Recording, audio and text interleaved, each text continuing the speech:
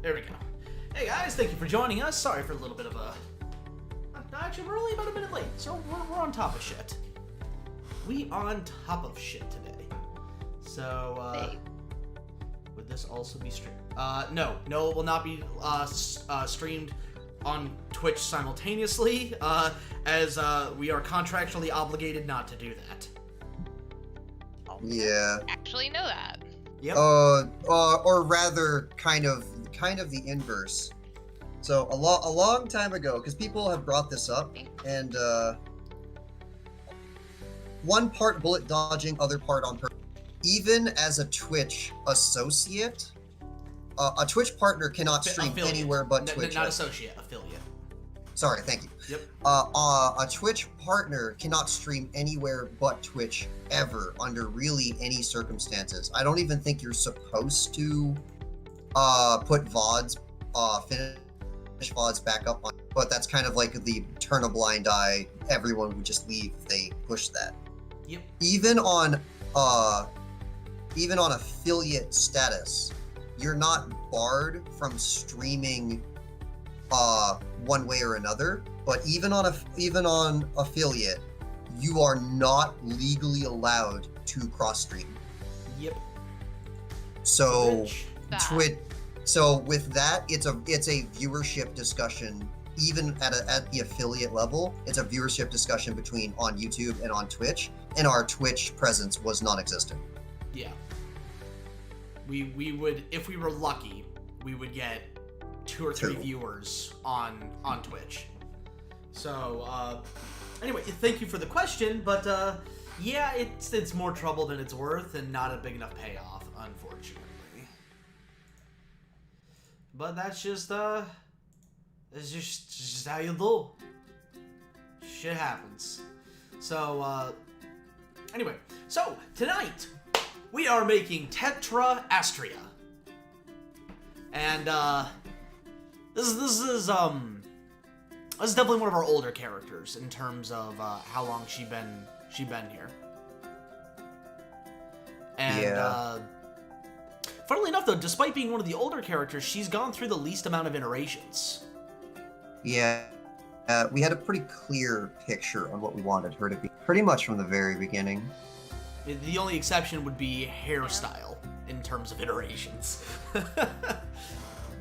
Yeah. But from a writing standpoint, she was more or less a one and done kind of thing in terms of we figured out what her character was going to be, and it's remained roughly unchanged since. So she's got a very clear purpose in mind, and there you go. But sorry, I'm a little tired today. Because like I was already yawning earlier, like at the end of my shift, and I was like, I must wake up. So if you start yawning, I'm gonna start yawning, and then you're just gonna see like a line go across the screen because I fell asleep. Well, go get yourself an 8-ball. You'll be fine. You do know what I meant by 8-ball, right? Not the magic one. Bruh. Okay, just making sure. Okay. I'm glad she does, because I sure as hell don't. Oh, that's good. You're cute. That's innocent. Sweet Jesus. You just stay that way. You just stay that way. That's what. Why does this come up every time? So, I don't know. Maybe it was a kind of out of spite, but every now and again when I start streaming, like I say a whole bunch of these funny whatever things, and it's like, lol, see, I can be not innocent too. But then they're like, oh, you should go get an 8-ball, and I'm just sitting here. Do I Google that?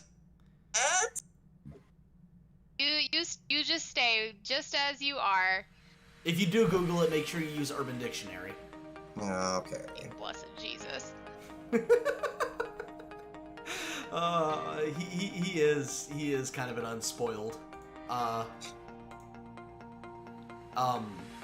was gonna say virgin, but that gives weird connotations. Do not ask how I figured out what the heart-shaped box was. Goldshot asks, how's the new computer, Miki?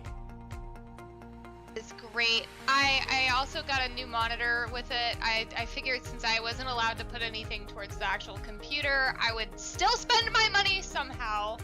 So I got a new monitor, and it is very clear. I am still trying to get used to the positioning, as far as like drawing, because the screen is obviously a lot bigger, and my tablet did not change in size. So it's like I'm having to recalibrate, like, whereas previously I knew that if I needed to touch right here on my laptop, I knew exactly, like, just by muscle memory where to put my hand. But now with the larger screen, it's a little bit different. So I'm having to like pay a lot closer attention to where my cursor is than what I used to. So there's the extra brain work exercise thing for me. Are we gonna be getting an unboxing video? Yes, it's silly. I did record it, and it's like, if it wouldn't be so unnatural for me to just box it back up and try again, it exists. I just haven't uploaded it yet. Okay. But yeah, that is the 8-ball we were talking about. Thank you, Shadow Reaper. Okay.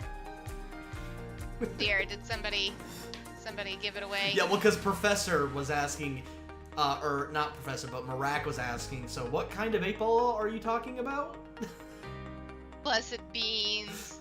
And y'all thought I was the innocent one. Come now. But, yeah. So, by the way, for those of you who are here, if you haven't already, please hit the bell icon. YouTube's being a bitch, and it's not sending shit out like it should normally. Mm-hmm. So, if you're not already, please hit the bell icon. It'll help you stay up to date, and you won't miss shit. Cause YouTube a bitch. YouTube's breaking everything. Certain people have been referring to the bug being completely inverted, where they didn't want to be subscribed and the recommendations were enough, and now that doesn't work. Now you have to be subbed or you get nothing the other direction. Which I'm kind of for, I'll be honest with you. I would prefer it that way, like... You say you prefer it that way, but now you can't get new viewership, ever. Like, YouTube doesn't recognize you exist. Okay, no, never mind. That is worse. Yeah. Shit. Shit. Okay, well, how was everyone's day while we're, you know, in a lull in the subject? Starting with you, Darkon. No, You were asking So us, are or you- you were asking the fans. So, are you ready to hear more stories of, oh my gosh, kids, so cute, need to have one? Ugh, Actually, don't think I am right now. Damn it. I got the. Oh, I can't say that out loud. I got the baby fever. no. Oof. I want kids. I love kids. So, it is. Well, So the question is, does Devin know? Well, in my job, You know. we're finally getting jobs again for residential, no longer just outside the building type of stuff. So for last Friday, was it Friday? No, Friday. Was the first time since all of this has started happening that we have done residential with people in the building. We all have masks, and we don't touch anything we don't have to, because obviously. Do you have to wear glasses while you work? I have glasses normally. How do you deal with that, man? That's gotta fog your glasses up something awful. No? Oh, the Typically. mask and glasses? You learn how to breathe differently.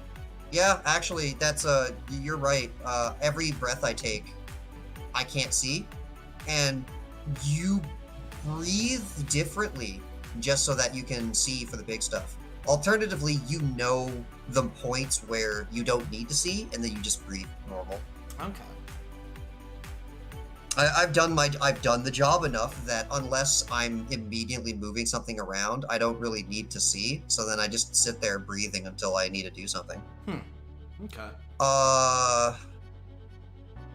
But in one of the residential, there was these little kids, and the little kids had a whole bunch of like play versions of construction equipment. When I was bringing out the airline and suction hoses and everything else into their house so we can start cleaning out the furnace, the little guy looked over and realized, oh, you could trip on this. Oh no. So he went and got his little traffic cones and put traffic cones all around the line. Adorable. Nobody told him to do that. He just did. We just come up the stairs, and now there's traffic cones all over the areas where he could trip. Yeah, I forgot to mention that, Nikki. By the way, for Tetra. Sorry about that. For like B plus. Don't know if that mark. helps. Like yeah, like up, just kind of like the middle area, not quite on D's, but not close to B's either. Welcome to anime, where everything has to be exaggerated or it's not there. There's no under. You give the under, you start to give the bigger. Yeah. No under, you've got no shadows, and you trust So the lady to know it's titties. So I have another thing, though it has nothing to do with kids, but it was one of those, what in the world's going on? One of the outside jobs that we did do today was dryer vent cleaning. If it gets too clogged for the air to go out, then the dryer gets either too hot or it just won't work. Or it'll try to work and then it just won't dry your stuff. Okay. So real quick, just to answer a question that we kind of didn't get a chance to. Shadow Reaper asked, does she have anime blue hair? It's actually funny you ask that. No, she doesn't, but another character will. Yeah. Anime blue hair's for someone else. Yeah. Anyway, sorry. Please. If you push your glasses down over your mask, it pinches it so it doesn't fall your glasses. I tried that, and it sure made it a hell of a lot, but it didn't get rid of it completely. But to quickly wrap this up, I'll wrap this up real fast. Okay. Outside, dryer vent cleaning, and the person tells us this is the area where one of these vents is the client who complained. Go do it. When we approach the set of vent, a lady comes out to us, and we go, okay, she was waiting for us. This must be the person. And she either barely speaks English or she doesn't speak English at all and just somehow miraculously knows a couple words. And eventually, she called up what I would assume was her husband, and then I would tell her turn the dryer on so that we can see which of the vents is flapping, and then we'll know when we're done if the airway's clean and whatever. We blow it out. There's barely any dust. The airway seems fine. We can't figure out at all what this supposed problem was. So we tell the manager. The manager comes out, and we start. We tell her our experience. Well, she approached, but she didn't speak English that well, and we eventually did all the things, and it doesn't look like there's. To which the manager replied, "Doesn't speak one. She does speak English because I talked to her before. Second, what do you mean husband? She's single." Wait a minute. Who was that? Apparently, some completely other person living in that apartment, a different apartment, approached us and was also having problems with their dryer in some way that we're not supposed to fix. No one knows who approached us and what building that was. That's crazy. The one that we're supposed to do was to the immediate left from my perspective it was the other set of dryer vents. We still don't know who approached us and why apparently they also had a dryer problem. But whatever it was, we fixed it. Miki, you remember to save? Oh boy. Yeah, we fixed whatever problem she had, but it was hard because she didn't speak English. She had to call her husband. She does speak English, and there is no husband. What are you talking about? Oh. Who did we fix? Huh. So that was my week. I do not. That was my week. What about you two? Artwork. How Okay. about that? Tetra.sci, save. Perfect. So how are you? Tony oh, go goes ahead. next because I am missing my vape and Missing I that don't know tequila? where it is. Oh shit. I mean, I'm missing that too. Then she gotta go get her 8-ball. Gotta go. Excuse me. Just kidding. Drugs You're- are bad. Don't do drugs. All right. No. I will be back. Alright, well, So- I guess it's Anthony's story about surviving idiots on the road or whatever. I mean, it wasn't more so surviving people on the road today, it was more so fucking morons not looking before they cross. So people surviving me because, lucky for them, I was actually paying attention. Like, it happened half dozen times today, where like people either just would cross the street without looking, or would see me and just wouldn't care and was assuming I was benevolent enough to stop. Lucky for them, I wasn't in a homicidal mood today. Ow! What a thing to come back to. Is my phone still on the floor? Yes, it is. So, yeah.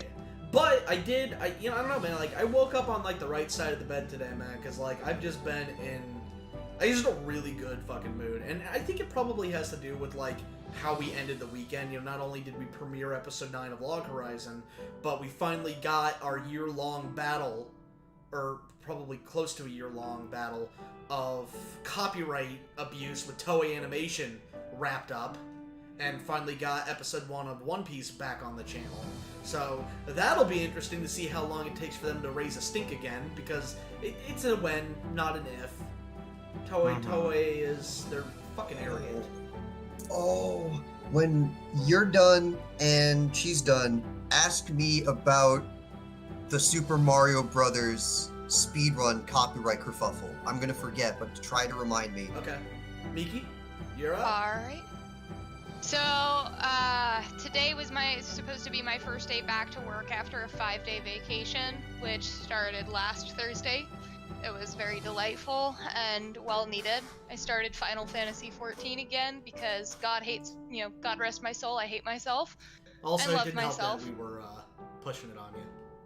Huh? It didn't help that we were, constantly talking about it. Well, and I mean, on top of you guys, one of my really good old buddies, from just like, man, oh my God, I've known this guy since I was probably, I think like 16, 17, so a little over a decade. And we played like 9 years ago when it was like the OG 14, no expansions, like straight out of release. And he was one of my old guild mates, and he had also reached out not that long ago wanting to start back up a new FC. So, and, for those of you who don't play, FC is basically the in-game guild. Yep. But, so I started that on Sunday, I think. Sunday. I'm level 26 now. It's been so delightful. We got our new FC up, and geez, it's like a huge flashback of nostalgia. But other than that, I didn't do shit. I stayed at home. I sat on my couch. I drank a lot. Like, and I mean, when I say a lot, I don't mean like, oh, this girl's an alcoholic.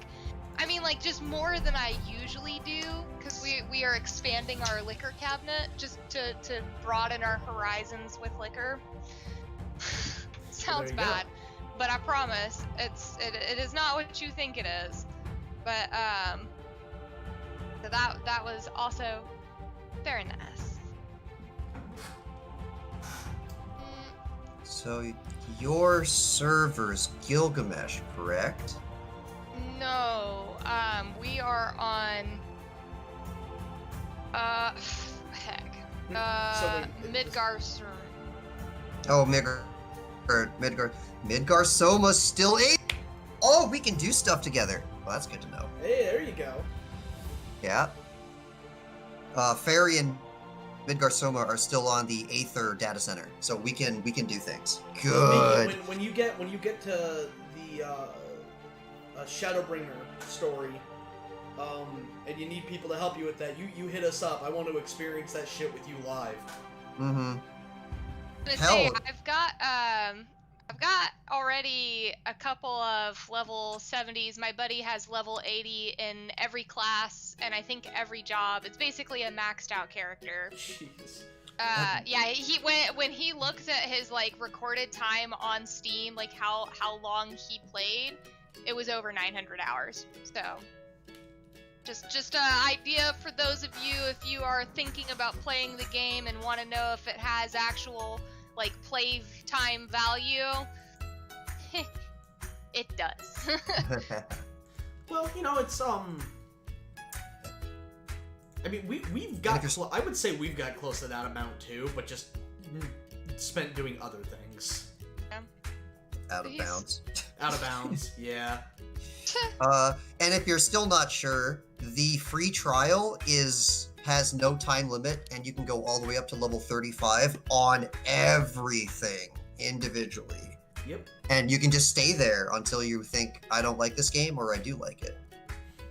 There's no time limit on the free trial anymore.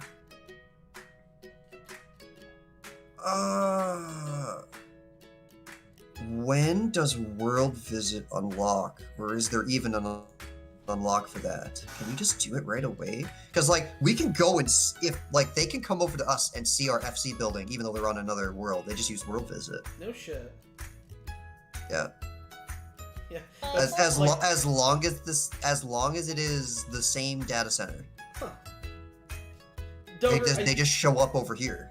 Doger, that's incorrect. That's you in Morrowind.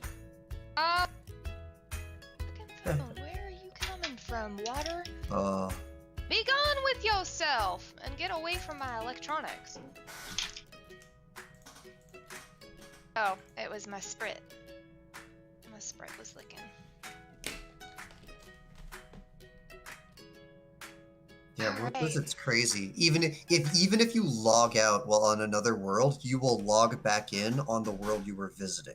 I'm so surprised with all their fucking spaghetti code that they could get that to work without destroying everything. It did destroy everything. It was through much trial and error that this thing did not implode the universe. Yeah. Oh, they've been working on this, as far as I'm aware, from the beginning of Stormblood, and it took until the start of Shadowbringers or very late Stormblood before they were ready to do live testing, and the live testing was just destabilization, but they got it working through grit and power. That's funny. You know, yeah, Haley's a little, Chibi's a little upset with me right now, because, she really wants to go back to playing 14, but I'm not gonna start my sub until the 31st. Why? Because that's when money. Yeah, because you get charged on the day that you come back. So it actually does make a lot of sense that the day on or the day before is when you want those payments to be filed. Yeah, I can unfortunately understand the necessity of it. Why would they be upset about that? That's because I want to play now. Yeah, and so I got nostalgic and was going through some stuff and was posting Final Fantasy stuff, and she it was bumming her out because she couldn't she wants to play so badly. So I mean I can understand where she's coming from, but. It is unfortunate that real life demands that you have to wait. if it wasn't for that, then you'd probably be as eager to do it as she is. Yeah, no, it's kind of, it's one of those things where it's not only just a money thing, but also a time thing. Like, I know that even if I were to renew the sub now, I wouldn't have much fucking time to play as right now, so there's no point, you know what I mean? Yeah, you'd just be paying for a sub that you're not using. Exactly. Also, that is a good point. Notice the donation is 321. That's that's pleasing in one way, yeah. You could say that's okay. I will say the one thing that I've had to get used to with the new PC is like I vape while I'm in my office, and I had to get to a point of getting familiarized with pointing my vape in a different direction, because you do not want to vape towards the PC because it'll suck. It'll suck the vape up and potentially damage it with moistures. You don't want your computer to vape. I do not want my computer to vape. You get off that right now. You get off that stuff right now. That in and of itself has probably been the only struggle that I have had with the computer. Honestly, it runs beautifully. Dogger, don't bother yet, man. It's still early in development. That or development's been paused. Right now, one of the things that I'm really looking forward to is whenever they're gonna finish Skyblivion. Cannot wait for that. I'm gonna stream the shit out of that, man. Stream the shit out of Skyblivion. Don't know when, but I will. Well, if we're running out of topics, can I tell you about a very interesting, newsworthy story about what I said from before? What was it, the Mario Brothers thing? The thing I told you to remind me. Yeah. Go for it. So, YouTube robots and Guinness Book of World Records ripperonied each other. It is very similar to the E3 Ubisoft debacle, to my understanding. So, there was a guy who very recently broke the world record for the original Super Mario Brothers no warps category. Go through the whole game, do not use any warps or secrets. You go through every level, every world, and then get the world record on that. And that's a big commitment, and it's really crazy, and it's 20 minutes of just like pixel perfect perfection. Remember the fact of what I just said on it's very, very samey looking down to the pixels, because bots don't pick up on that. So, Guinness Book of World Record sees this guy and goes, "Hey, that's really interesting. Thank you for being like the new world record guy.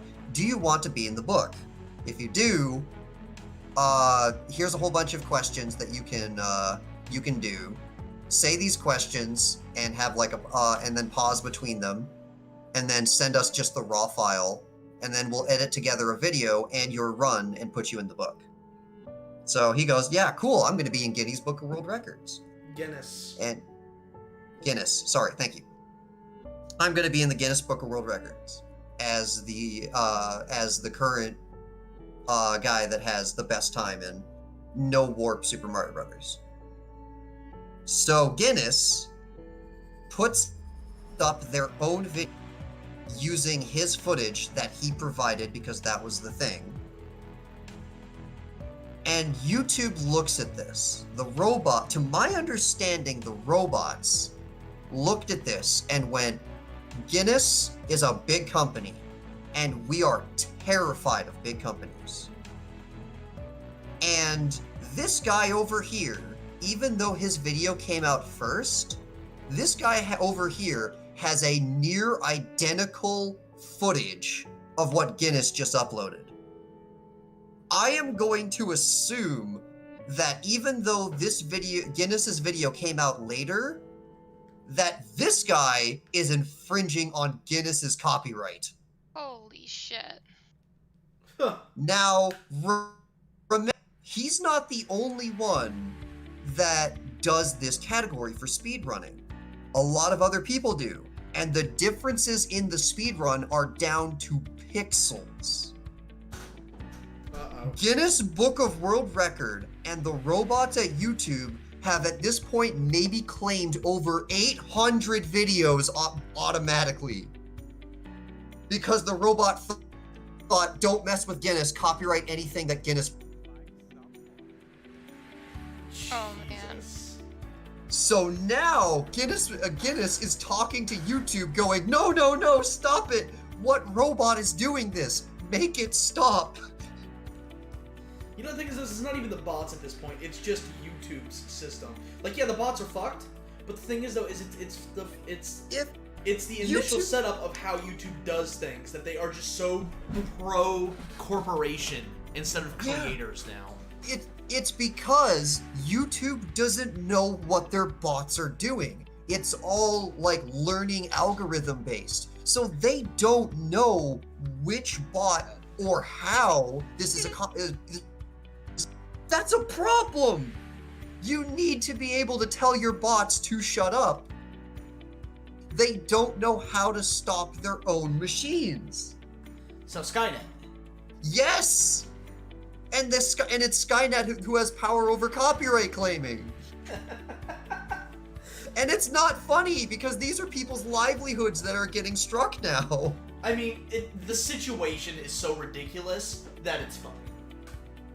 It is. It really. And I'm only trying to bring. I'm not making fun of you guys if you guys are in the stream. I'm just trying to bring awareness to the fact that if you run Super Mario Brothers, no warp, a robot will claim your video under the name Guinness. That's insane. Be very careful. You actually have to do terrible on your run to not get Seriously, claimed. they're even If getting you rid are of the poll approaching system? world record, you're Why? close enough to get. Huh? I'm sorry, I didn't mean to cut you. Apparently, YouTube's getting rid of the poll system now too. That's ridiculous. Oh, like when you do a YouTube, like a YouTube conversation thing. Yeah, that's unfucking believable. Guys, why do they keep getting... That's not a reason to get rid of it. How many people were actually using the polls though? A lot of the channels I subscribe to use it frequently. Yeah, so it just, well, again, how many people do you think use polls on the website? Yeah, but the thing is, though, is a poll that is so small in terms of resource costs. It's not like video responses. That tells me that YouTube is planning yet another, like whatever change in the future, and every time you change anything, you must rerun tests on everything. That's how actual IT works. Sounds like somebody didn't want to do IT on the poll system anymore, and they just want it gone. YouTube. To be fair though, yeah, now everyone has to use straw poll again, but is that big of a deal? Yes, that it now has to be a straw poll? Because, dude, alright, I'll use Game Theory, for example. Game Theory used a poll thing for one of their videos. And because it was centralized through YouTube, it got maximum amount of retention. Those polls do get pushed via the recommendation system. That is true. Alright, yeah, I'll back off on that. I have been recommended polls before. Yeah, so that's very powerful. What did Sony pull this time? Oh, Sony? I mean, it doesn't surprise me. It's a fucking Japanese company. They're the ones always pulling this shit. And again, that's not racist or anything. That's their culture. They just do that. They don't recognize a lot of the Western copyright laws. So they just pull this shit because that's just how they do. It's not a racist thing. It's a culture thing. Yeah. I'm gonna make things that work in Japan, and if you don't let my Japanese law go through, then. But apologies, but what are you referring to? Yeah, Gold. What are you referring to in regards to what did Sony do? Again, not surprised. Just what did they do? I imagine it's more copyright abuse.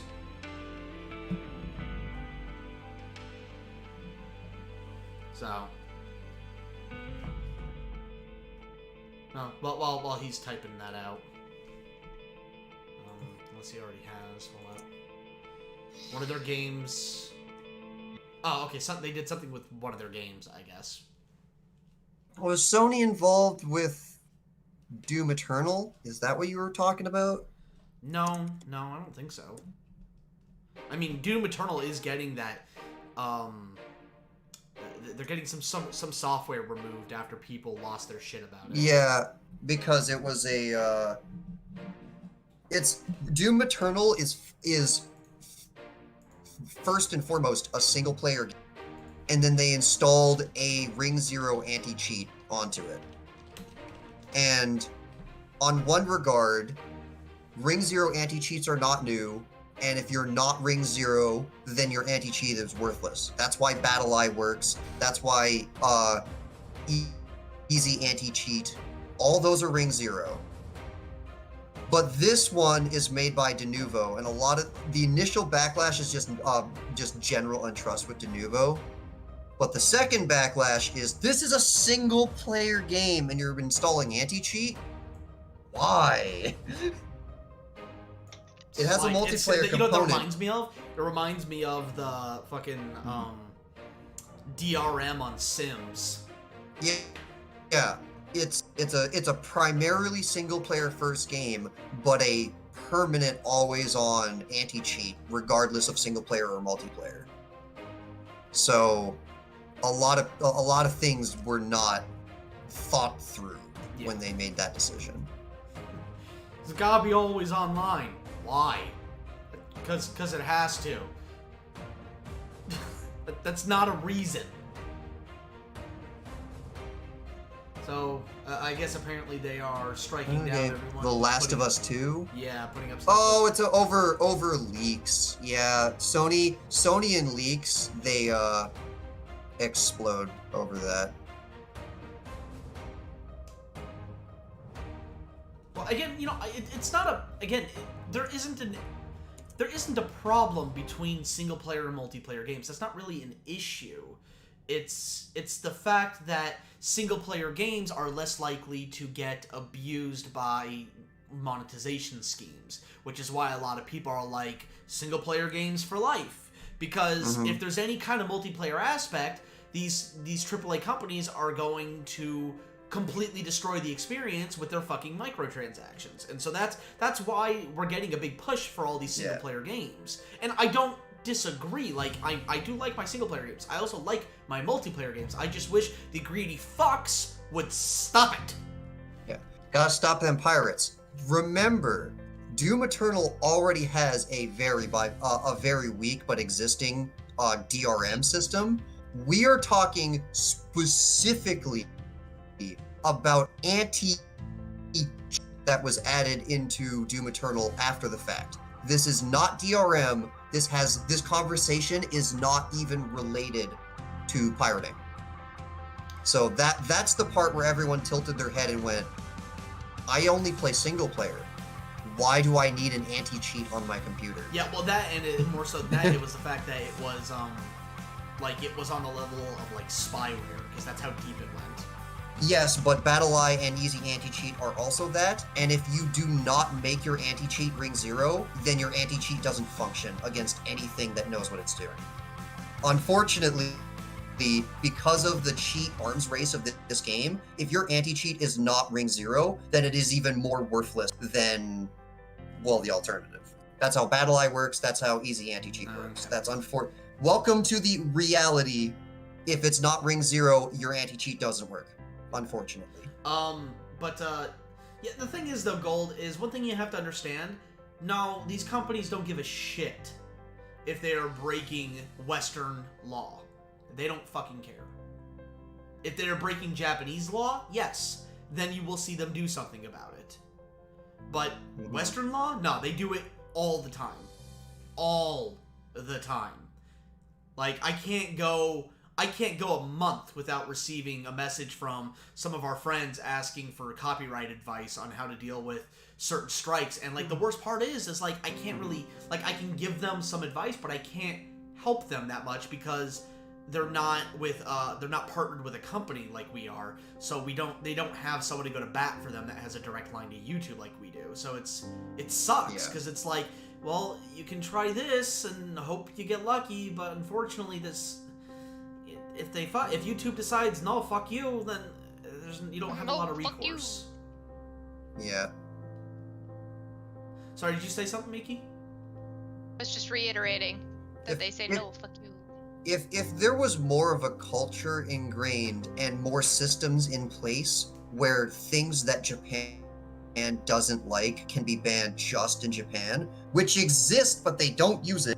Nope, they don't. If there was more of a culture on selective banning, properly used selective banning, then a lot of these issues would be gone. If you think something breaks something in Japan, then you block it in Japan. Oh no, but there you go, the problem solved. But for whatever reason, every time anybody tries to bring up selective banning, it's used in the most abusive way possible, including our channel. Banning it everywhere except Japan. Excuse me, what? Yeah.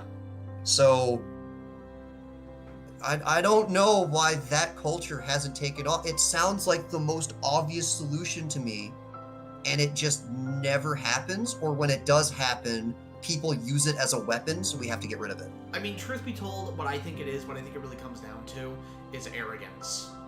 And that these companies are choosing to do this. They're choosing to do worldwide. And it's because, very specifically, it comes down to xenophobia. And again, it's one of those things. It's a culture thing. I've known several people who have gone to Japan, and they have, every single one of them have told me that Japanese people they're xenophobic by nature. Nature's a not nature, and dangerous but they're xenophobic because that's just how it is. That's how they were raised. If you mean xenophobic in the term of afraid and like the original meaning of the word, that's like to the point where this stream could get in trouble levels of bad. No. But they're very apathetic. That's the way that I've been noticing it, really. They have chosen to not care, and that's very unfortunate. Yeah, well, it's because it's one of those things where it's like, I see these like Japanese companies, making a stink about parodies, and I see that, and I'm like, you guys are okay with people selling doshinjis of your work that is 100% the exact same character, and they are making money off of it directly, and you are okay with this, but you are not okay with a parody that literally takes no ad revenue and it can go all to you if you claim it. Why? It's the same thing. That's the other side. Like, this is your original footage. If you want to take the ad revenue from this, go ahead. We're just doing this to more or less have fun and give you free promotion. So go ahead. You want to be the monetization gainer of this video? Do it. Take it. Sure, whatever. But then they just delete it, and we turn our heads and go, but why? You could have at least taken the pennies. Now you deleted the. Why? Yeah, not xenophobic. We're isolationist. That's a good word. That's how I would describe it. Thank you. That's a better word. I appreciate that. Thank you. Yeah, because it's not fear. It's just they just don't care. Well, it's more than that though. I don't think it's a matter of caring. I think it's they care very much. But it's one of those things where it's like it comes across as arrogant, honestly. Like let's use Team 4-Star for an example here, okay? So Team 4-Star, one of the most influential YouTube groups on the planet. Without question. They are the most influential abridging group in history thus far. Alright? And they are one of the main reasons that Dragon Ball kept its relevancy during its dormancy. Yeah, there was the Kais, but whoop-de-doo. Alright? That's just rehashing stuff that's already been made. And for God's sake, they were putting on Nickelodeon of all things. Mm-hmm. And done as cheaply as possible. Yeah. Like, to me, that's the best way to turn people off this series. Anyway, so they are primarily responsible for keeping the interest in Dragon Ball at an all-time high, despite its dormancy. Alright? They may not be the sole reason that Dragon Ball Super succeeded as much as it did with the movies, but they definitely helped push it. When you know, they were talking about it, they were going crazy about it, you know, when the movies were coming out, and it helped bring attention to it, especially here in the West, because in these movie theaters, you know, anime still hadn't really caught on to be quote-unquote mainstream at that time. So the movies were only there for like a weekend. You know what I mean? Mm-hmm. So for Toei to just be so utterly disrespectful and just antagonistic towards Team 4-Star for what they do, going so far as to get them blacklisted by Funimation, threatening to pull Funimation's licensing if they didn't blacklist them. Just, like, it's the height of arrogance. Because they're like, oh no, we're the sole reason that Dragon Ball is successful. You guys are hacks. You're not worth the name. You're bastardizing it. It's like, fuck you, okay?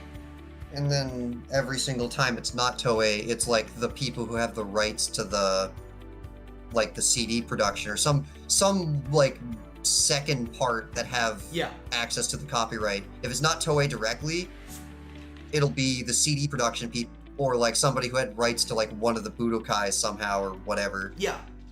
And like I said, it's one thing to claim the monetization.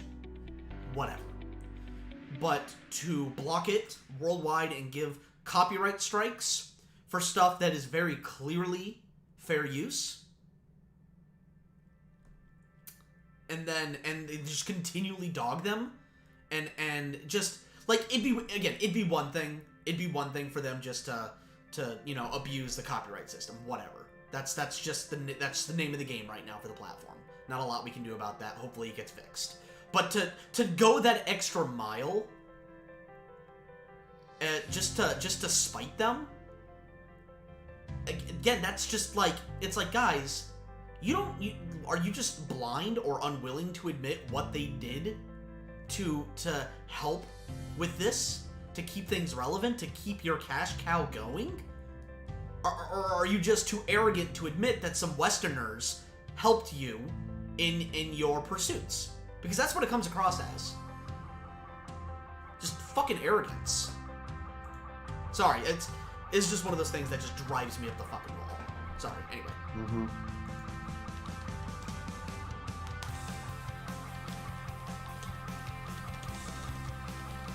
We're already onto the line art. Making good time. Yeah, this is what happens. This is what happens when we actually do our correct preparations before this. Yeah, no kidding. Well, and I went in a little more detail than I usually start off with, just to save time again, because Chica from World Trigger. That the Tucker scenario not happen again. Yeah. But I don't know. You know, and the one thing that I really hope, because right now that's the approach to parodies is infectious from Japan, and that it has influenced the higher ups, that, you know, the decision makers for the dubbing companies here in the States. And that, I feel, is that just hurts the community, you know? Yeah.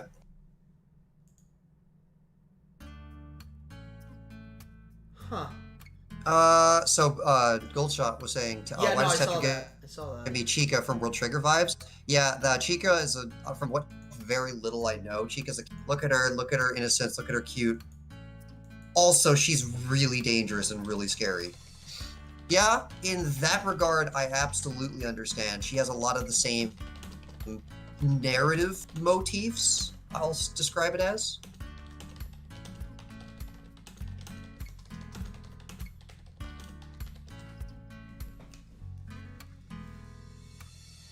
Take that as I'm doing my job well. Yeah. Speaking of, I actually I got some friends that are looking for new art, and so I am recommending you right now. Actually, it's like really kind of funny. Ever since all of this took off, my commissions have gotten quite filled to an extent. So it's not that I am against picking them up, but there's like actually a bit of a wait. No shit. Well, I'm happy to hear that. Yeah. So. Very happy to hear that. Congratulations. Thanks. It's a different experience. It's not all from this either. Like the Mays are always pretty good because I have a lot of friends that do like mermaid stuff, and so they always do mermay.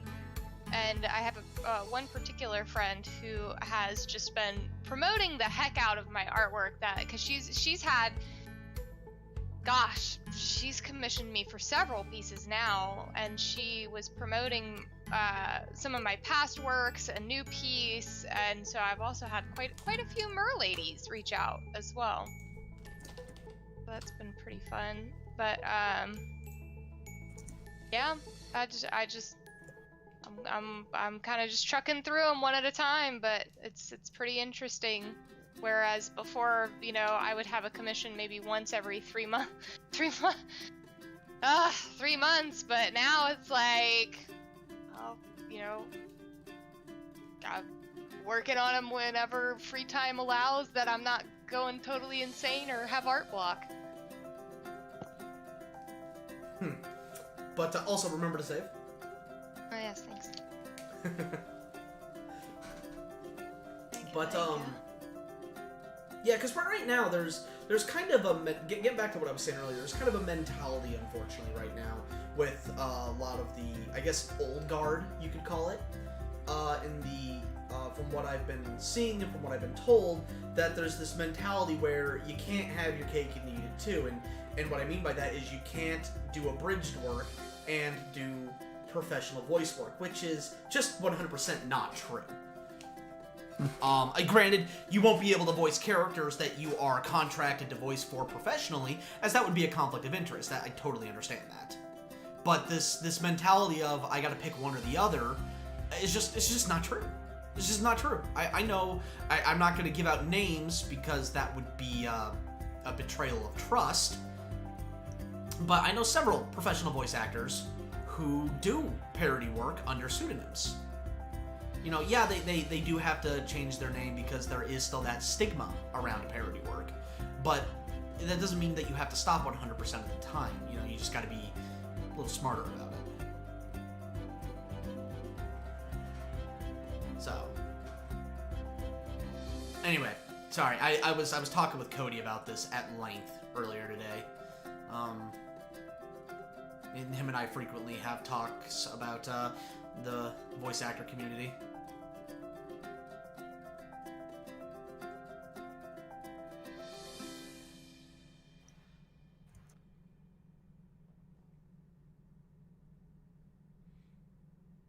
Our first belly button.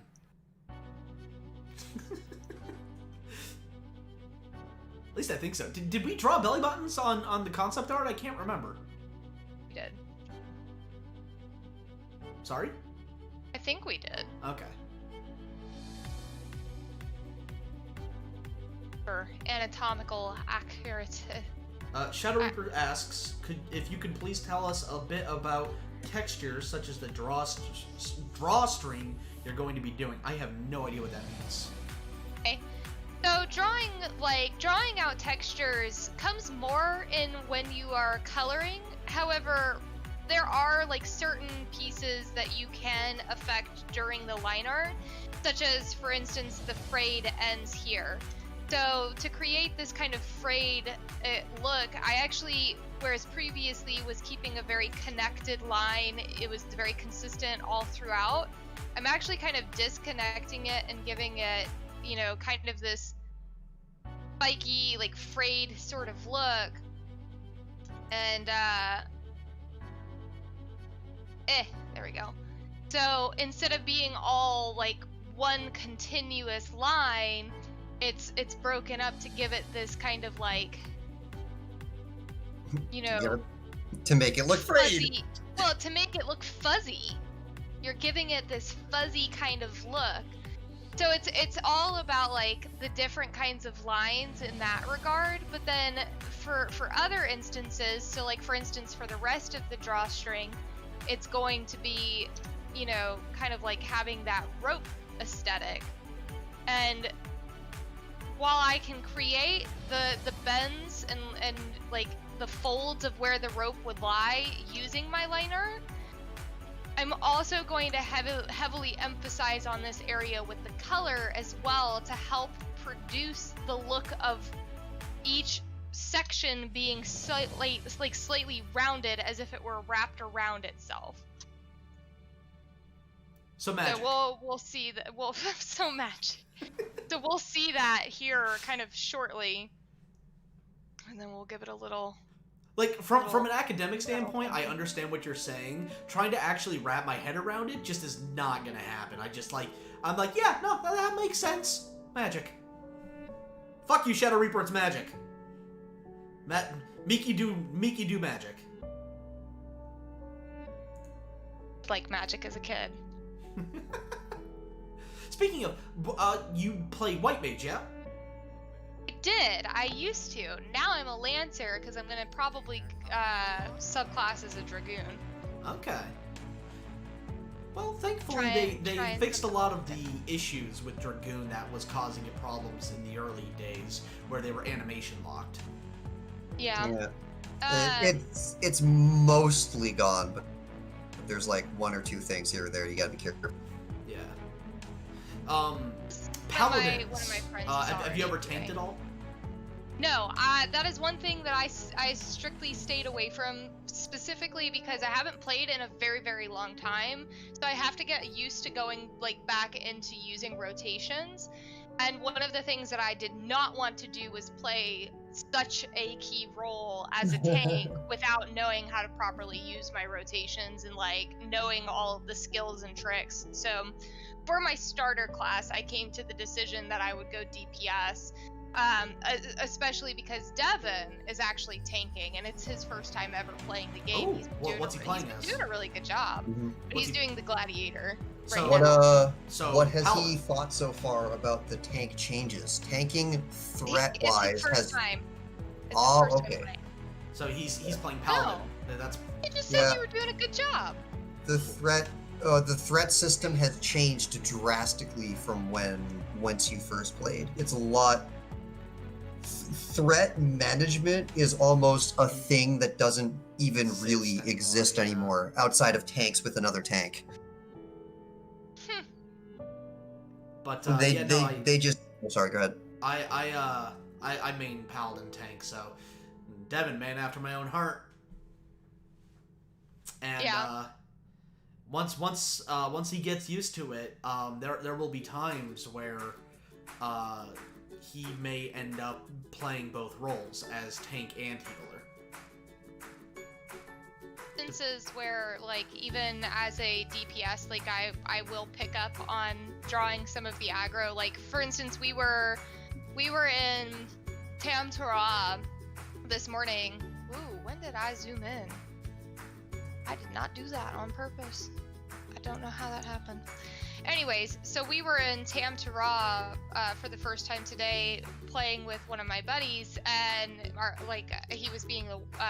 buddy was being the white mage, and he wasn't like in the mindset of a white mage because he had been doing something else just prior to that. He switched classes to help us, and he let Devin die. I'll tattle on him. He let Devin die, and so in a 4-man raid, you know, your only tank dying is kind of a big deal. So I'm of course, learning to pick up aggro and like substitute tank in those instances. So I guess in that regard, I have gotten used to that. Like I've gotten fairly good at just keeping my own self alive. I don't think I really see the healers having to hit me very often, which is good. That's how a DPS should be.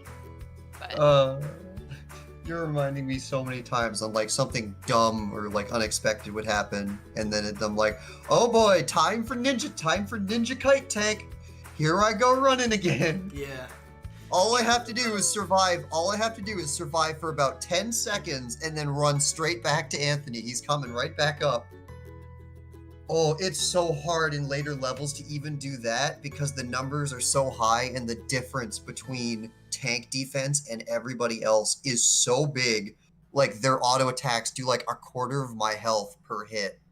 So actually, I gotta hit everything and I gotta start running. So, question for you, Darkon. So, back before the threat change, there were a lot of times where I would hear you bitching about the tanks that you had, and like, I miss you as a tank. I had to slow down my damage because they couldn't hold threat. Most of the time, it was in an AoE environment, and that was because the game more or less was lacking the tools to support that. That's what they changed in Shadowbringers. That's the reason I was very excited for every single melee group, everything really, getting a two-part AoE, because I knew tanks were getting it, and that helped out so much fundamentally.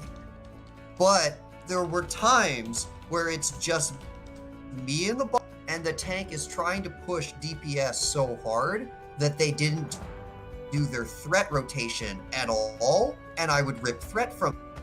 And either you gotta do 1 or 2 more rounds of the threat rotation, or you're just so arrogant enough that you would just let me take threat and die. And now I have to slow down just because you won't do your job. Now that's almost completely gone entirely because tank stance has no downside and gives you 9 times the threat. Yeah. That was the change. Everything you do in tank stance is now threat time. I can't rip threat ever anymore unless you stop pushing buttons. Yeah. No, it's pretty good. And even then, they still suck. I still miss you, man. That was my next question. Have they improved? Only in the sense that the tank stance is their crutch, and nothing else. Huh.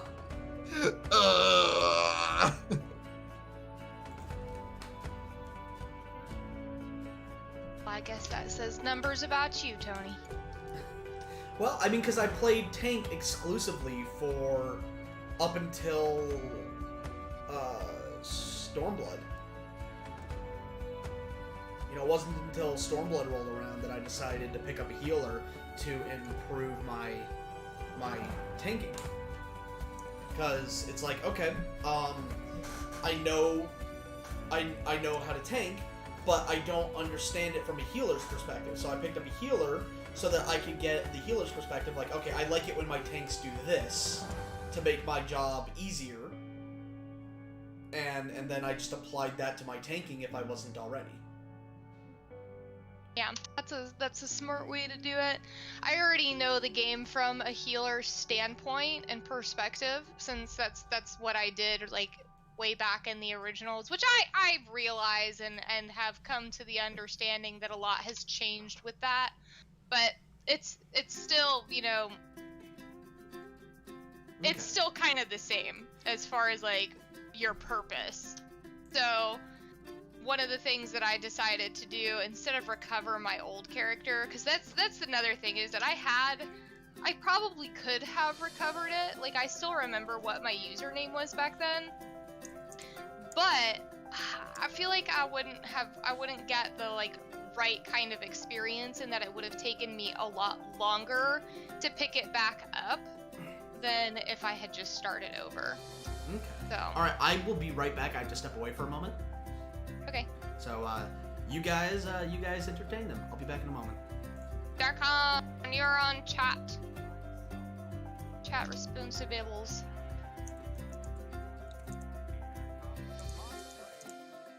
Yeah.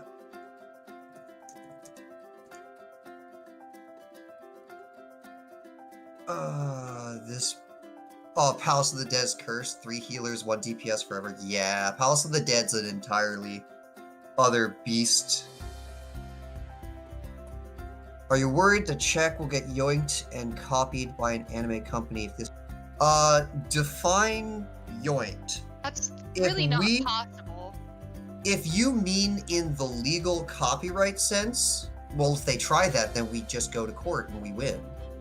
If you mean that in the Sword Art Online sense, where we become so damn popular that Czech's take on dystopia reinvigorates the genre, that's an accomplishment.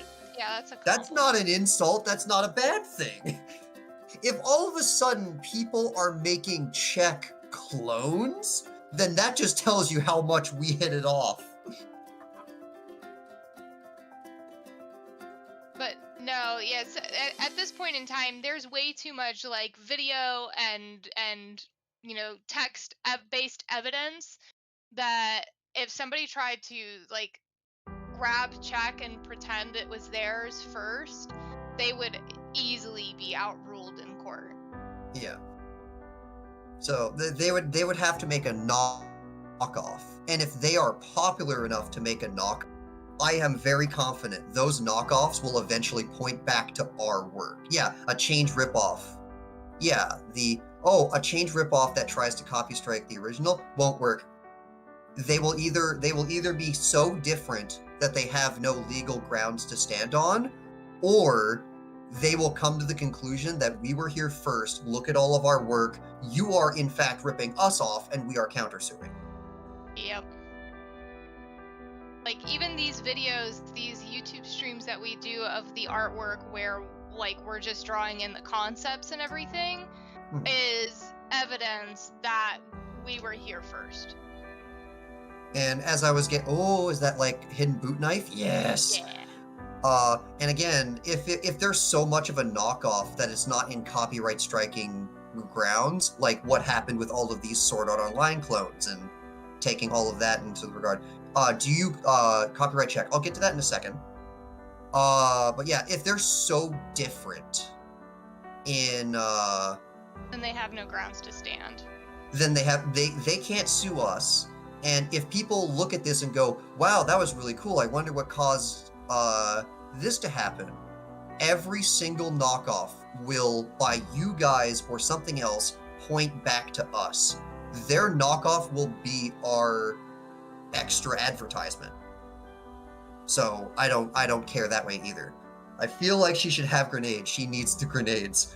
We'll get grenade. In this picture, I don't think so, but down the line, oh, she loves grenades. Did you copyright check? I'm assuming you mean, have we notarized the copyright of check? No, and that is also not necessary. Copyright happens upon creation, and a legal piece of paper does not change that. Check's existence is the copyright for all legal purposes. Having it notarized is going to help, and we're planning on doing that down the line, but for legal protection reasons, notarizing is not necessary to protect. Copyright happens on creation, not on notarization. Yeah, if we want to give our trademark to another company, once Czech gets popular enough that we want to start making merchandise, we need to have it notarized so that we can give it to other people. Yes, in that sense. But for the concept of do we legally own Czech copyright, you don't need notarization for that. It is your work because you made it. Only time that would ever be conflicting is if you happen to be like working for an animation company or a manga company at the time, like you are employed by them.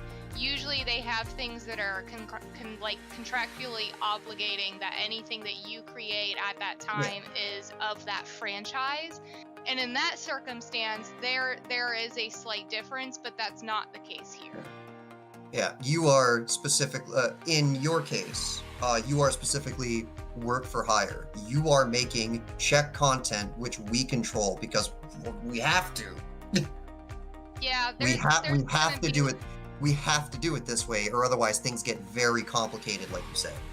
Right. There's an NDA and everything that's involved in on that. So, you know, even though it's not like a legally binding copyright that's like, you know, in existence, there's already legal documentation that requires that like we sign in order to have this little partnership.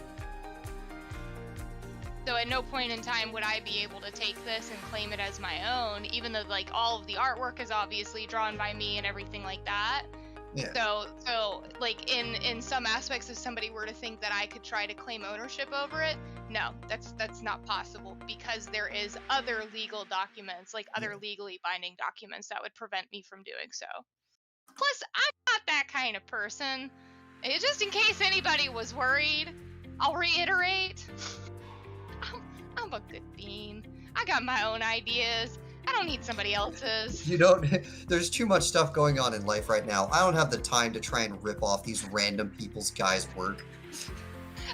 Yeah, exactly. I already got enough characters and enough stories floating up in my brain to need to try to take off from someone else. I ain't here for it. Just in case anybody was worried. But yeah, also legal documents. Mm-hmm. I made Doger fall. I was.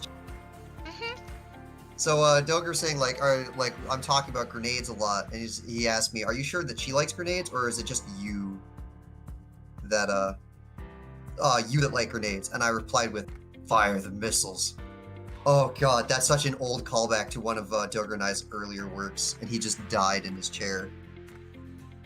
Blessed be. Oh god, the Superman Batman thing where I was Lex Luthor in that. And it was the old I had barely any lines beyond fire the missiles. Boop.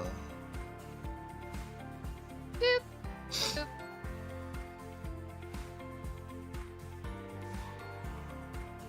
Oh, this is coming along swimmingly. Mm-hmm. Maybe it's my desire to play more Final Fantasy XIV before the day is over. Lily must driving me.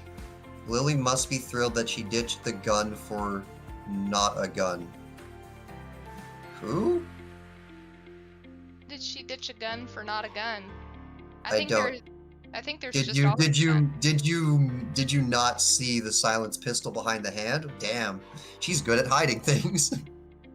I mean, hey, just means once more I Oh, am the good at what I do. grenades! I do not know what Lily's stance on grenades are. I think it's in one of those categories on it's so fantastical for her mind right now. She can't really grasp what this is and what it's. She's going to hate them when she finds out. Especially if, you just set me off on the next conversation topic. Especially if they're fragmentation grenades. Because no video game outside of, like, Arma actually does them correctly. Why are fragmentation grenades called that?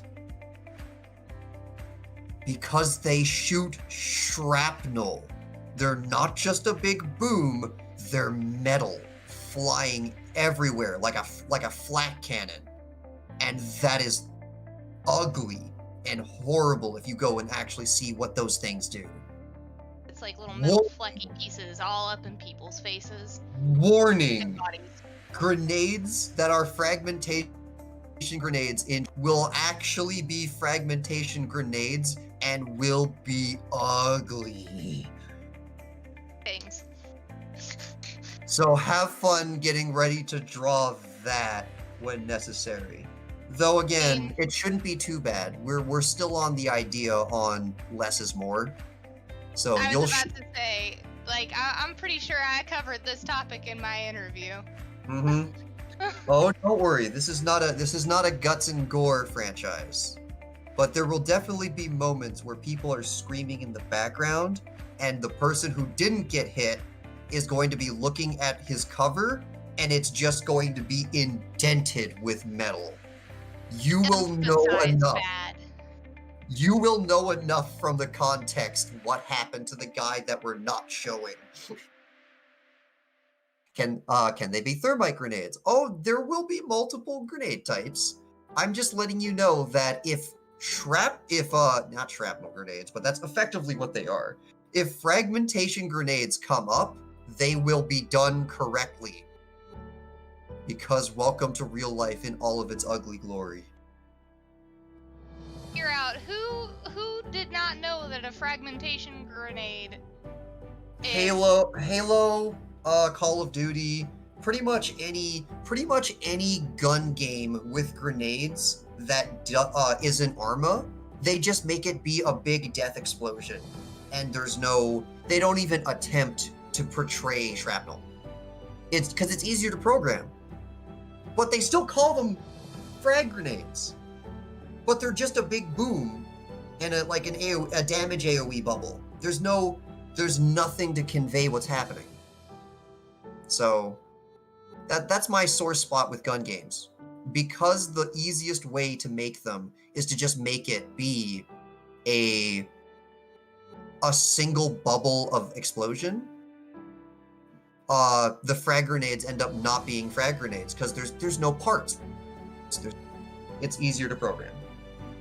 And it's lazy and I hate it. Sure.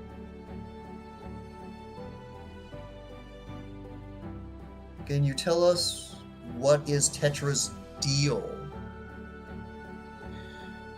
How much can I talk about? Darn, this is usually when I ask Anthony for second opinions on that. But, where was the drive document on her stick?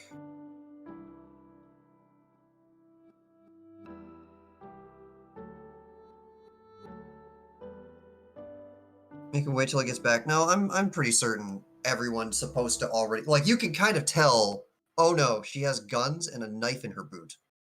She's not friendly, is she? No, she's not. So this is Tetra Astria. This is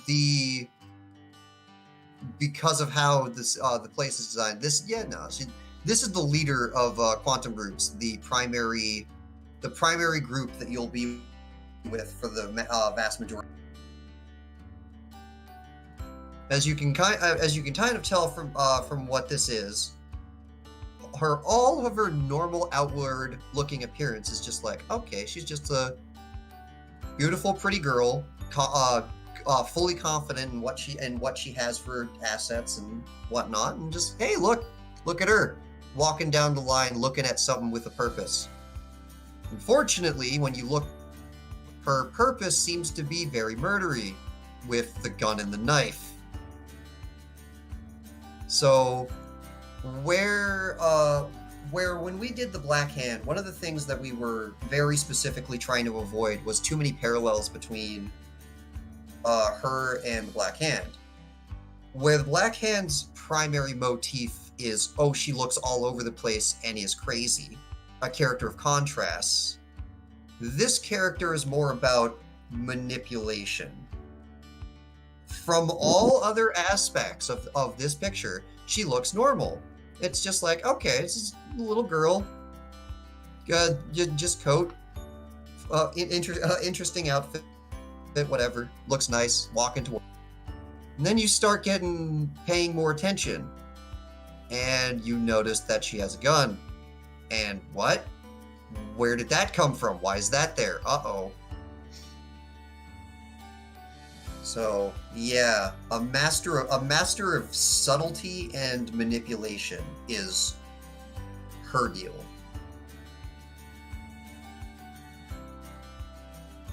I said Chaos Lolly. How far from the mark is that? Chaos Lolly's the Black Hand, and that again was what I just said. We were trying to make sure the final part is a little away from that. Does she definitely have her more unhinged moments? Absolutely, especially in this line of work. But it's more subtle manipulation instead of, hello, I'm the Joker. I'm gonna gas bomb you until you die. Ha ha ha. Yeah, it's not wacky up front. What in the world is wrong with her? She's not a whack job. Mm-hmm. That's what we trying to say. The assassin that the yeah, I guess the assassin that the Black Hand wishes she was. Maybe not in terms of effectiveness, Damn. but in terms of class.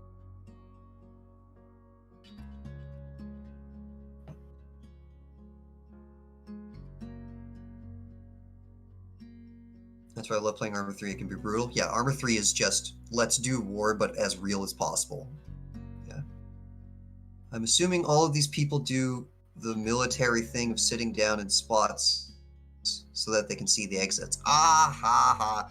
Yeah, it's one of those, if you were to bring quantum roots to a restaurant, they would immediately go to a corner area, nothing, sit somewhere where no one can get behind them, and that they could see the entire restaurant. So if my dad ever hears that, he's gonna laugh, because while he's not that type of person, he still does that though. I don't like it when people are behind me. She's not a whack job, but she'll whack a bitch. Yes, that's a great way to put. Damn. Yes, absolutely. It's one of those you don't, where the Black Hand is like, holy crap, it's her. Oh no, she's definitely the more you don't know that she's a problem and dangerous. It's already too late. Like the real life approach to effectively kind of ninja, where the Black Hand is kind of the stereotype on that, especially in the Naruto. This is what it really was like. You're gonna go be a regular person that looks like a regular person doing regular things, and then you're gonna go accomplish your mission and then come back and no one knows. Why is your comment not on YouTube chat? Goldshot, every time you boot up YouTube, YouTube wants to set yourself to top chat at the very top of the list. Set that to live chat, and then you won't miss anything anymore. Top chat's really useful for people that are like, have multiple hundreds of people all commenting at the same time. But we're too small for that algorithm to really matter. So just set it to live chat, and then you won't miss anything. Also, her face is Chica's. You can't change my mind. No, as soon as you brought up Chica, especially the smile that she has in this shot, oh, I agree immediately. Yeah, that's Chica's face, which is hilarious because I've seen her exactly once, and that was definitely not a factor into any of this.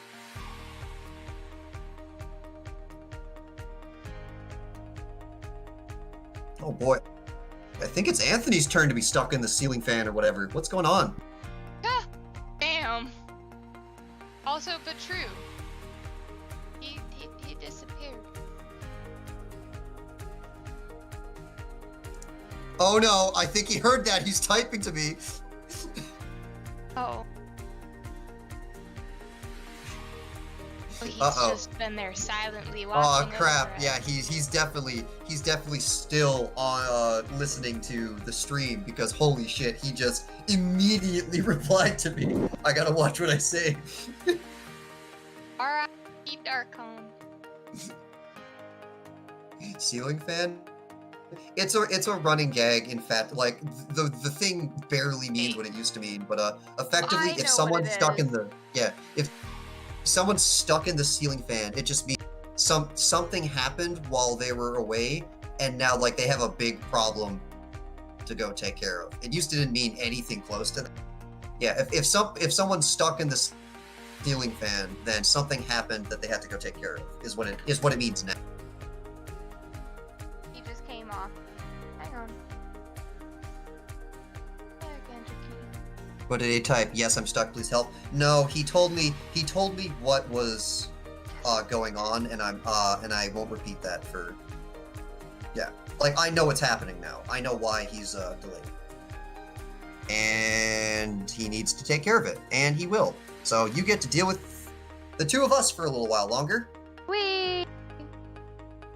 I'm sorry. I'm terrible. So, what else needs to? Okay, so like the backside stuff now. I was gonna say We should be getting close. Yeah, oh no, we're at coloring point. I was just about to say I do need him to come back if at some point just For to colors? opine on the clothing, but Okay. I will no, sorry, my brain needed to calculate for a second the words of which I was trying to say. But Yeah, I can focus on skin and stuff while he's What? oh no! He's kind of in and out right now with the chat. You could attempt to say it out loud, and he might get back to you on it. Wait a little bit longer because I've got still the skin, the hair, and the eyes to go. So we've got things to do between now and then. Okay. But we didn't really discuss much on the clothing or attire colors. Ogre, wow, this is looking really good. Aw, thanks. I appreciate you. Hello, Empire, welcome back. Hello, Crafter. I think it's a welcome back. Welcome, alas.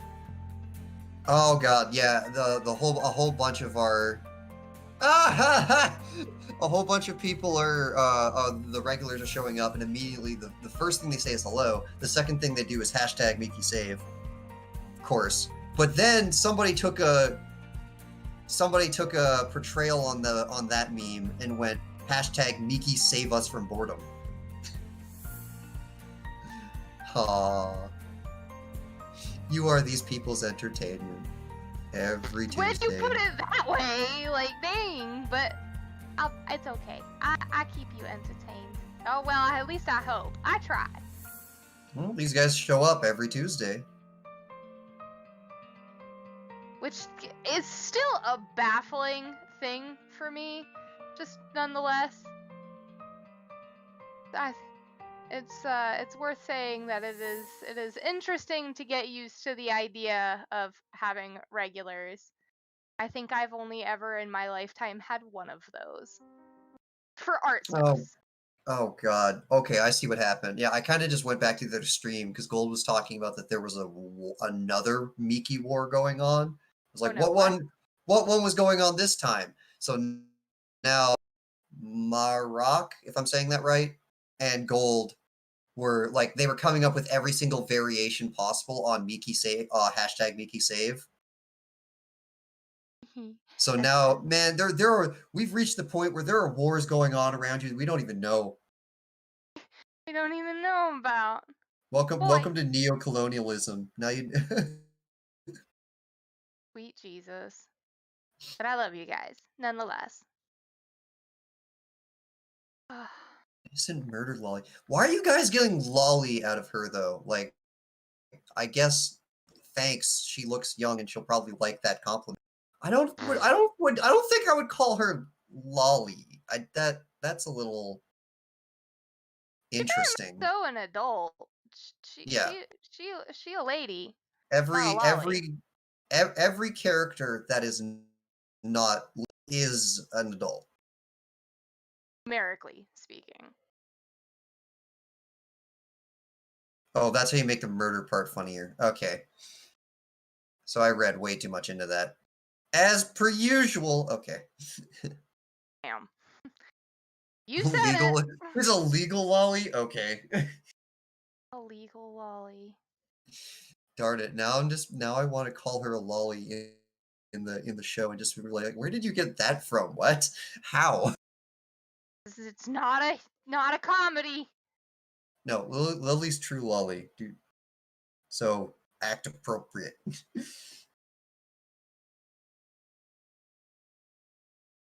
She looks Yeah. small height wise. Yeah. Yeah, I don't think She is. she's that small compared to the rest of the cast, but definitely this image alone makes her look like, yeah.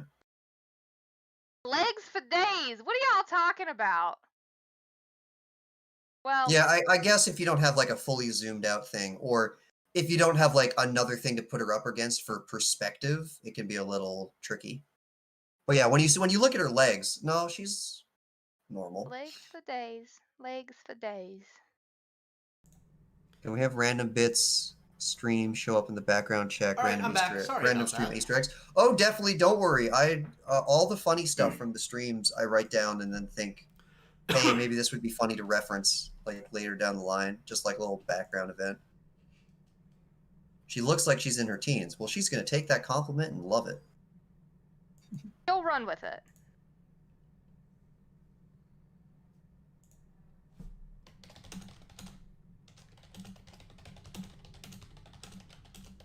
Hello, everyone. I'm back. Oh my God. If she's 4'9", she's a legal midget in the United States. I did not know that. I did not know that there was an actual like number for that. Huh. That'd be weird. Can I have that just be my tagline? Just should be weird.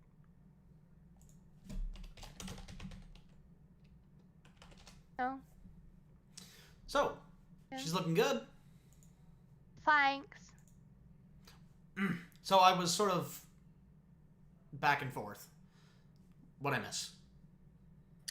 We are rapidly approaching the part where we need to start asking questions about outfit color. Oh boy. Colors. Okay. The coolaries. I mean, if you want to leave it up to artistic liberty, by all means. I just didn't know if you guys wanted an input on that or not. Anthony, I don't remember off the top of my head. How old is Tetra? Give me a moment. I actually have her character thing open. Tetra is 24. Yeah. People were saying like, is she small? Is she big? Is she what? Yeah, Marat got closest with 22, maybe 23.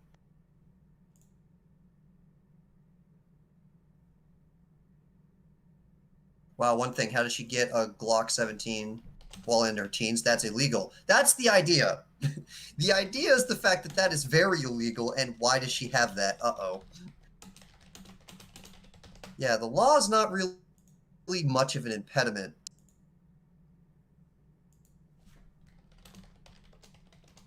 God, my marker settings are not Anyway, so, normal. clothing color. That is... She definitely did not acquire that gun through legal channels or did any testing to have it. Nope, she absolutely did not acquire that through legal channels. Salty Rick, I got my first gun at age 11. Welcome to the United States. No shit. Jesus. Yeehaw! I bet it was in the South. I'm assuming we're not talking about a BB gun. Yeah. The law does not apply to anime characters. Oh, it most certainly does. She just chose not to care. Yep. And now she's tilting the world. Say head tilt much? Oh god, that sentence makes actual sense in the story of the game. In the story as well. Yeah. Rupert Jackson, if you posted in all caps, that's the reason why that one automatically deleted. I didn't get to see it long enough to see. It was probably Nightbot. Sorry, go ahead, Anthony. I said new subscriber. Thank you for the subscribbles. Enjoy your nibbles. Yes, but a subscriber to which one? It's specifically the PhatDogStudios. There's two different subscribe noises, so I know which one is which. That's good to know. Yeah. So, clothing color. Clothing color. That's a tough Where one. are we on the... Also, is that crop top? 900, Is that- 919, the gaming channel's so close. 81 more, and we get monetization back for our streamers. So the crop top, is that going up her neck or is it low cut? I can't tell where it's It's currently. going up the neck. Okay.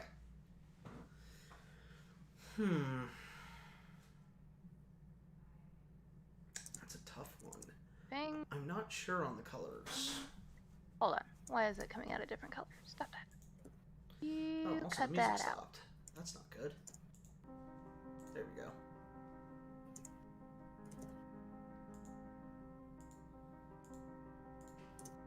Oh, yes. Oh, yes. Nothing a good shaping can't do for you. Before the Hour gaming channel. Oops. Log Horizon is getting a second season. If you didn't know, more bridge, I No, guess, it's getting will a come. third season. It's already got a second season. It's getting a third season. Yeah, I'm assuming that's what he meant. But yeah, Log Horizon getting another season. We are not changing how we're ending Log Horizon just because the third season was announced. It's a case of too little, too late. It's also a case on not wanting to have to deal with this copyright thing all over again, but this time it's Log Horizon. Yeah. It'll be so new that even if for whatever reason the holders don't go after us, the robots still might. Yeah, well, So we just don't want to deal with that for Log Horizon. I We mean, deal with it enough. We'll probably still visit Season 3 once it's all finished. And maybe do like a one-shot or something. Or maybe a little like mini arc. But, If we do, it might just be on, what's the other one called again? What? The Hoster. The host? Not Vimo. What the fuck are you talking about? The backup, in case YouTube copyright problems. What's the backup again? Flare and our website. Flare! Yeah, it may just be on Flare. No, well, and our website. Remember, we have a website. Yeah, we have a website, but the website just redirects to the Flare. Nope, if the not Flare anymore. has problems. Not anymore. Oh, we have Direct now? Yep. Ooh, when did this happen? Well, we had to sacrifice full screen for it. But yes. Jim Sauce, thank you for the $40 donation. Says, yo, color me impressed. Y'all keep up pretty consistent stream. I'd honestly be drawing a blank after this many. Yeah, we never know when to shut up. So, it's kind of easy. Haha, you say you had to sacrifice full screen, but Firefox can picture-in-picture the thing and full screen it anyways. Oh, well, there you go. Oh, I thought that was the Flare. Okay, never mind. That's nice. Yeah. I'm honestly not sure for the colors. Is this Kingdom Hearts No. music? It better. Nope, it is not Kingdom Hearts music. This is Morning Light music. We purchased a license to use their music. So all of the Czech music you've been hearing, with the exception of the patron exclusive opening theme song of Czech, at least the first draft of it, have been licensed music from Morning Light Music. You can make a But block in speaking LG of, yeah, if you have a if you guys 90 want to round hear mag. what, get a taste as to what you can expect for the soundtrack of Czech, it is available to all of our patrons on our Patreon for as little as $1 a month. Ruben, I don't even want to imagine a Glock with like a drum barrel magazine. That just sounds so excessive. It also sounds very Grand Theft Auto. Yeah, well, I mean, one of those things, Jim Sauce, so, keeping up the content, you guys have a lot to look forward to here in the next month and a half. A lot of shit's gonna be happening. I mean, you already know about episode 10 coming out July 15th of Log Horizon, but we got some other stuff planned. Did the lolly use her lolly powers to steal the Glock from Rick, officer? no, at the moment there is no plan for the next fan stream. So, nope, no plans At for the it moment. yet. It's, again, the first one that happened was sort of last minute, like, hey, we should try, this slot opened up. Do you wanna do something for it? So I said yes, because I love you guys.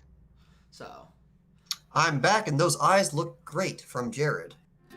yeah, Miki's eyes are incredible. Like that was actually one of the main things that like we were looking at the art that you submitted us, and the eyes were like you saved yourself there. Yeah, a huge like we're like, damn dude, the eyes. Like this would be enough on the eyes alone. There actually is a tutorial to how I do my eye bibbles on my YouTube's channel. There's a video of me making the tutorial, and then the tutorial is in the description. And I just realized I forgot her eyebrow. Her other eyebrow. Yo. she had a shaving no. accident. Technically, is it really showing? Oh no. No layer. So, I don't know if you noticed, but you kind of saved yourself. Did I? No, not you. Anthony saved himself. Speaking of saving, remember to save. Yeah. So what did I save myself on? What Miki's eyes are amazing, and immediately my head tilted and went,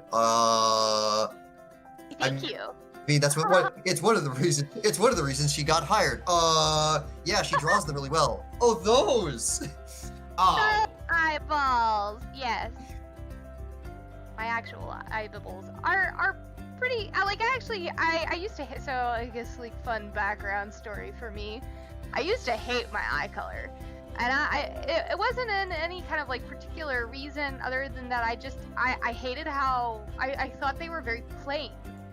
They weren't bright. They didn't like shine through on anything. But then, as I got older, I actually learned how unique my eye color actually is because I have hazel eyes. So when you hear hazel, you think brown, but in terms of blue eyes, in terms of like eyeball colors, hazel actually refers to the eye color shifts from like a blue kind of to a green. Sometimes it goes to a gray, but it almost always has a golden circle around the pupil, some more than others. Mine is very minute, it's very small, but if maybe one day I will take a picture of just like really up close with my eyeball. But I have a golden ring around my iris, or around my pupil, and then my eyes, it's usually depending on either what I'm wearing or the weather outside is whether or not my eyes are more blue or more green. And it like there is actual like picture proof evidence on like how they look so different. Like in my profile picture on Discord, you would think I had green eyes because of how green they look, but more often than not, they actually look blue. They usually sit at blue. But yeah, it's pretty neat. Freaking Shadow Reaper. Miki's eyes are amazing, and she can draw eyes pretty well too. Ha! Guys, y'all are so funny. People usually hate their features in the beginning, but end up liking them. Yeah, it's how did one of them word it that I really liked? Like, I look at me in the mirror and I go, is that me? And then I remember a phrase every time. It's not that you're not ugly, you're just not your type. It's very true. Some people really like the way that I dress myself and do certain things with my super fluffy beard that I can have sometimes.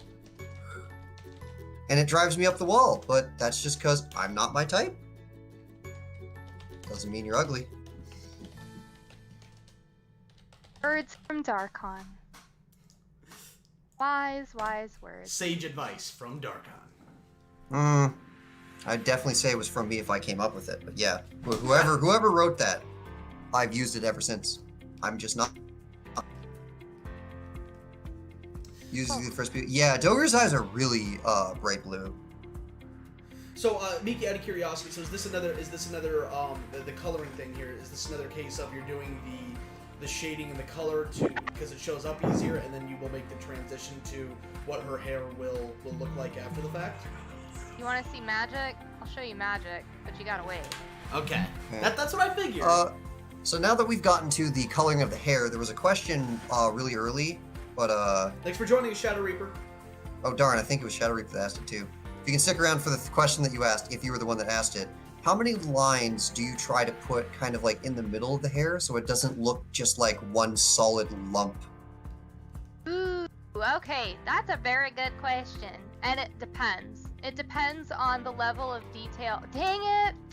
This is not my laptop, so it doesn't have my other artwork that I can use in reference to examples. But it depends on the style that you are going for. And so one of the big things is that, like, as you can see, like, the back of her head is very much so a single block. The only thing that's really putting definition at all are these bangy bits here. So what the plan is, as you can kind of already see with this, is that I don't always line the pieces that I'm going to, like, have be standing out. Like, I don't really know how else better to describe it. Sometimes I will actually let my color define certain spikes or shapes within the hair, which allows this more 3D effect, but it also is a much lighter look and looks more natural because you're not letting these harsh black lines define everything that's going into the image. And the methodology on that is there is not one. You just kind of go with the idea of how you think the hair would flow. So, I don't know. Yeah, So, and if that's not the style that we're hashtag me, he does magic, and of course if that's not the style that you're looking for, and you do want more of a harsh like color to it, then you can do basically the same thing that Dragon Ball did. The original Super Saiyan there was no definition in it at all. It was just one gigantic lump of yellow hair. It was meant to save ink. And then later they would just slap lines all over the hair to try and give it more spike. The only difference is that there's more. Oh, that's what you just did with the shading. I'm watching you do it. That's how Tenkaichi did it. The only difference between the original Goku and then one of the later Gokus in Tenkaichi was that it would have not black, but a darker yellow brown, and they would just slap a whole bunch of those onto the original model, and it looked completely different. It looked more spiky just because it was shaded differently in lines, just like. Yeah. So, Jared asked, what is your favorite quote from a game, movie, TV series, or book? Mine would have to be, evil isn't the real threat to the world. Stupid is just as destructive as evil, maybe more so. And it's a hell of a lot more common. He is bad. It can definitely mean the difference between life and death in a very serious situation. You have to be smart and on your toes, depending on the circumstance. So I could totally get behind that. Yeah. What we really need is a crusade against stupid. That might actually make a difference. But, do either of you have a quote that you would like to quote? Not off the top of my head. Okay. But the reason I've got that fucking quote memorized is because it is, it sort of speaks to how Czech became a thing. Fucking stupid people. Yep. I'm not exaggerating. We have been at this one at length in, I think, a previous. Yep. Oh, I'm not going into detail. Correctly. I'm just saying. Oh no, I'm just referencing it. Yeah. Crafter asks, I have a question. If you could wish to be in an anime abridged or not, which would you choose? I don't understand the question. Could you elaborate a little more, please? Wow, okay, hold up. We just got bombarded with questions. Holy shit. Okay, hold up. Marak says, I think I've said this before on stream, but the scary thing isn't that the average person is an idiot, it's that half of the people are dumber than that. No, people are... Yep. Yeah, that is the reason why when you do things in the law, they refer to a, quote, reasonable person and not an average person. The reasonable person is above average because the law just wouldn't work if it was democratic like that. Yeah. Yeah. Oh, okay, so if you could pick an anime to be isekai'd in, what would it be? Do you really even have to ask? Log Horizon. That, or, you know, if it's not limited to anime, Final Fantasy XIV. Maple. I don't know. Like, you know what? You know what? Because then I could eat everything and get all the skills. Yeah, I'm glad they patched that. And that's such a funny sentence that I can talk about. But yeah, actually, to be blunt, all of the reason I hated the idea of like, would you want to be isekai'd into this? No, when you really analyze their lives, everything is very murdery and bad. I don't want to be part of that. But in Bofuri, yeah, it's just an actual like video game. I'd be okay with it, I think. And good stuff, and they can die and come back, and that's okay. Mm-hmm. Log Horizon's kind of the middle Bofuri. ground. Yeah. Log Horizon's kind of the middle ground on, am I an adventurer, also isekai? Then you kind of have, I have to do dangerous stuff, but at least there's some form of insurance. Yeah. But I don't know if I would want to be isekai'd into a place where I have to fight things, just fundamentally. I mean, truth be told, you don't... If I have to live in it, I don't think so. You wouldn't have to fight things in Log Horizon. There's plenty of people who don't. Yeah. So that's what I meant by, like, Log Horizon would be the other one. I'm just not as familiar with Log Horizon as Anthony is.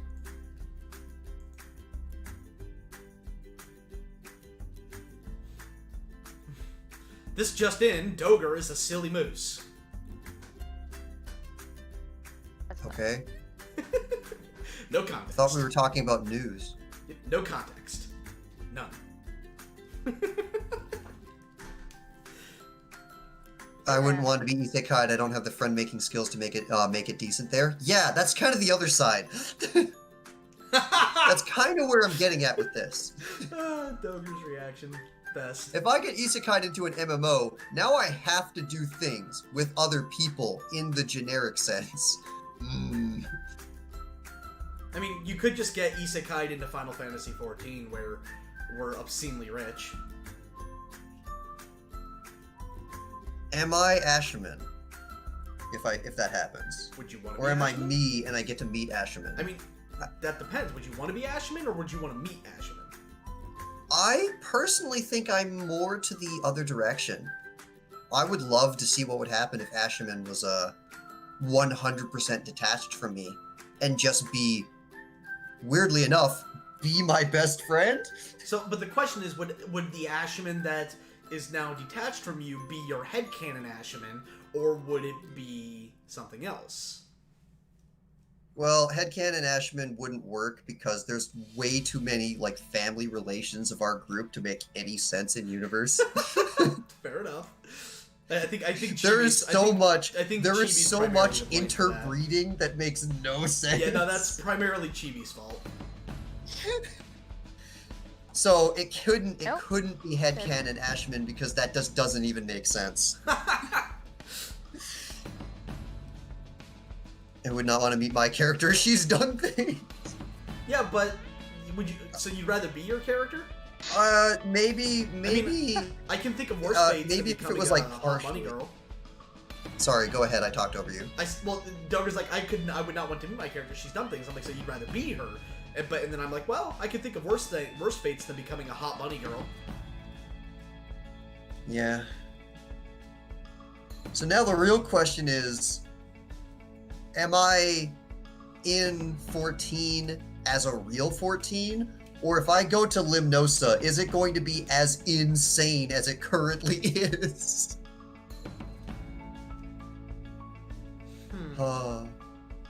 Yeah, that is one side of things that an angle that didn't take off because dot sign sucked.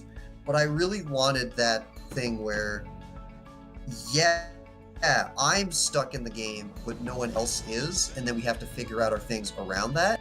That's actually an angle that would be very interesting to reapproach in the current climate. I think especially since the genre has been so thoroughly explored and a lot of things have been kind of tried, that I feel like it would be a much more interesting go this time around.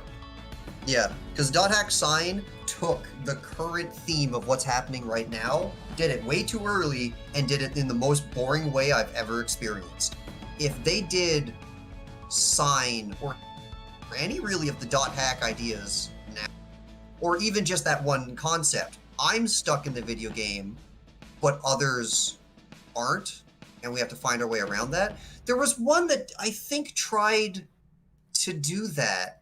There was another one where it's like someone was dead, but she didn't die. Now she's stuck in the game, and then they find her years later. There was something that tried to go with that angle, but it was weird and threw too many other things into the mix that made it complicated and weird and boring. I want one focused solely on that concept. This person that we know is now stuck in the game, and now we from the outside have to figure out how to fix that. And it's the Sword Art Online original plot, but singular and very intrigue based.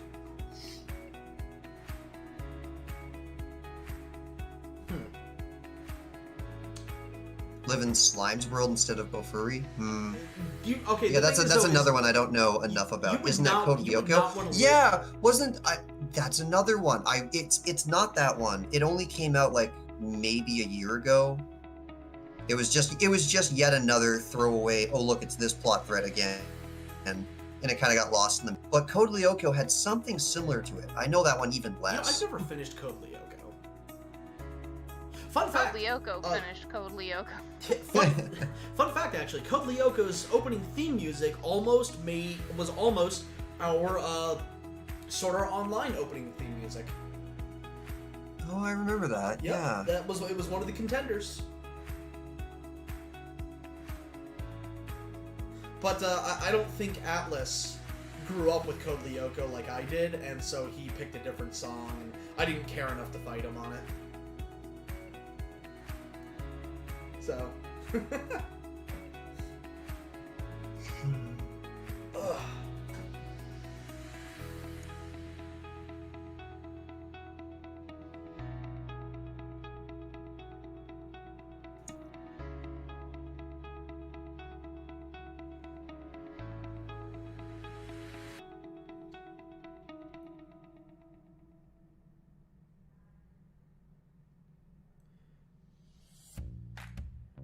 Nope. If you could, well, we wouldn't get copyrighted anyway. If we're making an anime from start to finish and it's our own story, copyright wouldn't be an issue. But, or are you saying, like, start a new, pre-existing anime that maybe wasn't finished and do that? Then that would be Air Gear for me. I would absolutely fund the shit out of Air Gear getting fully animated, start to finish, true to the manga as much as possible. $1 billion budget. That's so like one anime movie. The fucking who's animating for you? Studio Madhouse? Shit, dude. Do you have any idea how expensive animation is? It's absurd, I know. But like, I'm assuming what he means is you have enough money to do whatever the hell you want. He just threw a number in there because you'd think, oh, there's nothing that could spend $1 billion. Oh, there is. Have you seen the Dragon Ball Super movie? There's no way they spent like. Oh no, that's probably 1 billion yen though. Possibly, but like, you know, I think like the most expensive movie ever made was like several hundred million, but that's it. Like, yeah, we are. Yeah, my brain mixed up. Like, oh yeah, yen's like the super rough thing on yen is the 1 yen is 1 cent. So then I got that thing mixed up. Let's see, the most God, now I'm curious, how much did the Broly The most movie take? expensive movie ever made was Pirates of the Caribbean on Stranger Tides with a budget of $378.5 million. That's not even halfway to $1 billion. Jesus. Yep.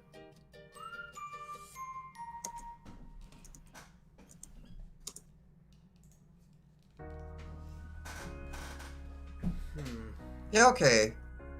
Dragon Ball Super Broly is, if we use Dragon Ball Super Broly as the benchmark, 8.5 million. That's nothing. So you can make, yeah, you can make a bunch. All right, no, that's fine. Well, again, either way, he just meant, effectively, he meant no monetary constraints. The anime you're talking about is Seven Senses of Reunion. Oh no, what was their budget? What do you mean? Am I gonna look up this number and I'm gonna be like confused?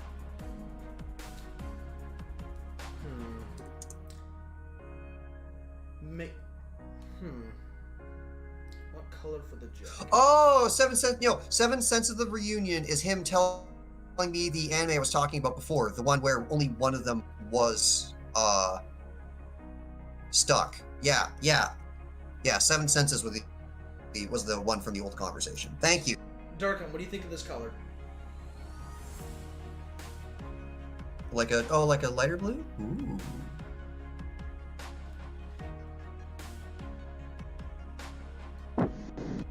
That's like a.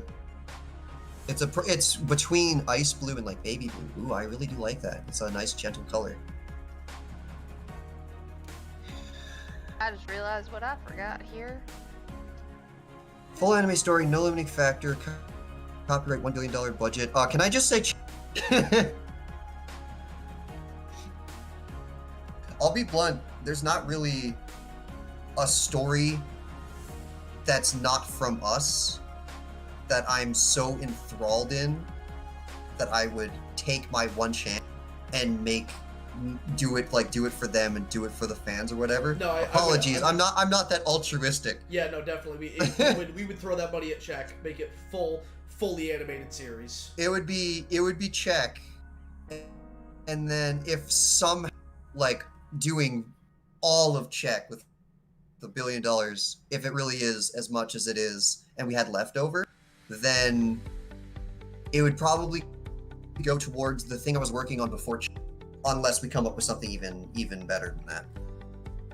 The rest of it would probably go towards Infinity's Light, honestly. Oh no, yeah, no. If I could do check, then yeah, Infinity, because without Richie helping us out getting all this stuff getting as far as we. Yeah, I'd probably do the rest with Infinity's Light at that point, because we got check. Yeah. Hopefully, with all of that being pushed out there, hopefully check is financially successful enough that I can fund my own stuff from there. Yeah.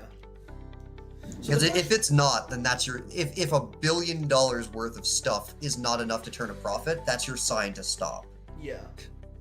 So the question here, Miki, is that for the shirt, I'm afraid if we do black, then it will over-accentuate the paleness of her skin, you know? Do black. Huh? We won't do black. Okay, but I was correct in my assumption that that's what it would do, right? Like, again, I'm not an artist, so I'm just...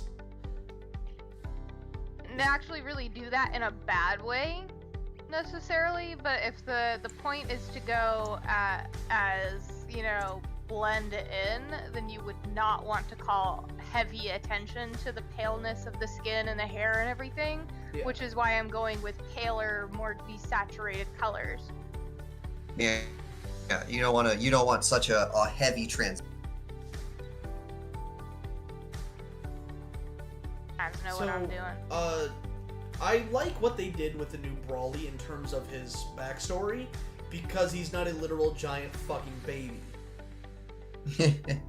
But I absolutely despise what they did with Bardock. There were already too many comparisons to Goku and Superman, and you just made it okay. I don't have a problem with Bardock. I do have a problem with that singular aspect. I don't have that be a Bardock issue, but yeah, the Goku backstory thing being even more Superman. It's like Superman is already one of the worst written characters in history. Well, then Goku's just better Superman. Isn't this a good thing? No, not really. Actually, Goku is the opposite of Superman. Is triumph through struggle. Superman. Exactly. Superman. So he's a better Superman. No. Saitama is the better Superman. Oh, okay. If that's what you're referring to, so because Superman sucks, we're not allowed to use anything from Superman ever because Superman sucks. I don't want. Yeah, anything good. I must disagree with that heavily. It's so bad though. It's like, and the people are already drawing the comparisons, and it's like, guys, stop it. This is better in almost every aspect. I mean, yeah, it's got its inconsistencies because, you know, it's made by people and people are not infallible.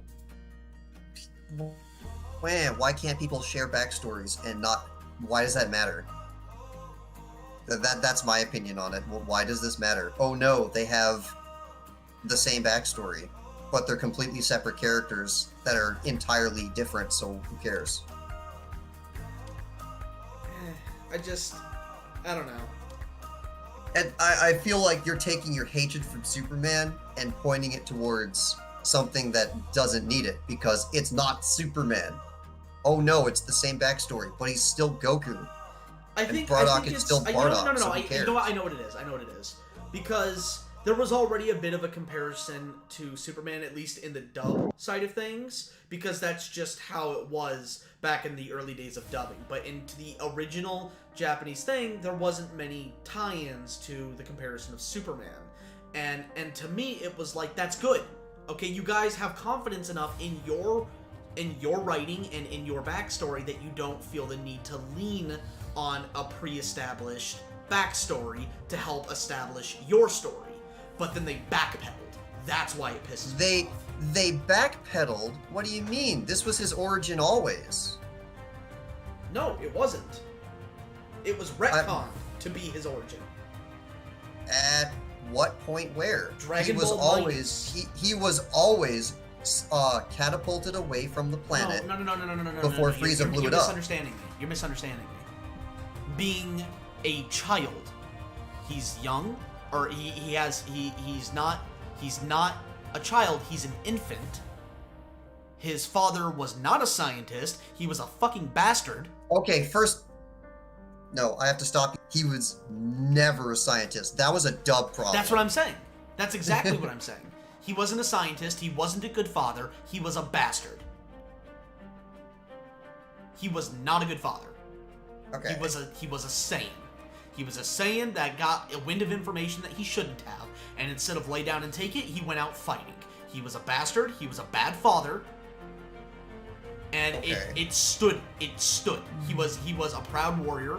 He had the fucking the fucking blood-soaked headband. Beautiful. Oh yeah, that I miss. Yeah, now in my opinion, now we're talking about Bardock things again. Yes, I do wish that in the movie they continue to put emphasis on the Bardock thing being Bardock, because what Bardock is outside of the isn't shown at all, and that's up to interpret. Okay, the one thing on, oh yeah, he apparently cares enough about his son. That is a definite change. But what Bardock is outside isn't established. And I don't know what Minus did, but I do consider the Broly movie and Minus to be separate. So I'm talking about the movie. No, but the Broly movie and Minus coincide with their story. They coincide in the exact same way that the anime and manga coincide. They have very big differences between the two, and those differences are differences, and we're talking about. But what I'm saying though is that retcon should not have even happened. They should have kept it the same. Again, where is this retcon? Minus and the movie. They're both retconning Goku's backstory. He's and the people directly involved in his backstory. It's all been retconned through the movie or minus. Again, who who sent Goku off the planet the first time? Because that's the same as in the original. Yeah, but how the did circumstances, Goku the get off the planet in circumstances the first leading movie? to him being sent off the planet are the issue. Not the end result. The circumstances leading to the end result. Mm-hmm. So I asked you that as a question. What was the circumstances for him to leave in the original? In Minus, and the movie, he was sent off world by his worried parents, saying, Yes. "Oh, we'll come and get you if this ends up not being anything." Yes. And in the original, he was sent off because he was a weak piece of shit in their eyes. Oh, yeah, okay, there it is. Again, I kept asking you that repeatedly because I don't remember. Sorry, I assumed you did. That's my fault. And that's why I kept asking you, what was the original circumstance? Yep, he was sent off because that's how this Yeah. Right, there it is. And it added weight to, this is a low class piece of shit warrior who was destined for grunt work rising to the occasion. Yeah. And now it was even circumstantial. The entire reason he survived Frieza's wrath was circumstantial. Right, I remember now. Yeah, and now it's even more Superman, and I hate that. He survived Frieza's wrath through a happy accident. It was an act of fate, not an act of love. Mm-hmm. Yeah, even on one regard, I love the retcon because it makes a nice little moment out of it, instead of just being, oh, you survived because luck. I personally like, as a writer, the fact that there's weight is nice. And the fact that, oh, Superman did it too. I don't disagree, but I don't think Bardock should have been involved in it. Mm-hmm. I think maybe unfortunately, that's when we have to talk about Minus, because only in Minus do we get anything from what is this version of Bardock, and that version of Bardock is boring. Yeah. Yeah. I think they should have kept. I think if they wanted to retcon it, they should have kept Bardock the same bastard that he was, but have Gine or G9 or Jine or however you fucking pronounce her name, be the one to send Goku off to Earth. That way you have both. You don't shit on Bardock's character, which was one of the bigger offenses in my opinion, because he was such an interesting and awesome character. And I don't think you need to make him an asshole dad. No, but the thing is though, is they completely cool. It's like it's like, oh, he doesn't have, he just has a bad feeling. Yeah. Oh yeah, definitely. Again, I am arguing the one point on he could have a better relationship with Goku, but keep the rest. The rest was great. Yeah. No, we haven't figured out the Empire, or we haven't figured out the Holidays Empire, and no, this is not the biologist. The biologist is Molly Gray. This is Tetra, and believe me, you'll know the biologist when we make her. Well, that was a fun little experiment for a while. That is also a very good point, Rick. Rick goes, to be honest, with how many Saiyans there were, why was Goku the only one sent off before the destruction of the planet Vegeta? Where are the other Saiyan murderers? Yeah, that was my problem with the original thing. It was so dumb circumstantial. Like, imagine Bardock being jerk, being what he is, going through the events of the original story, and then coming home from that with the blood-soaked bandana and everything. And that's when he decides, hey, this is happening because I know for certain.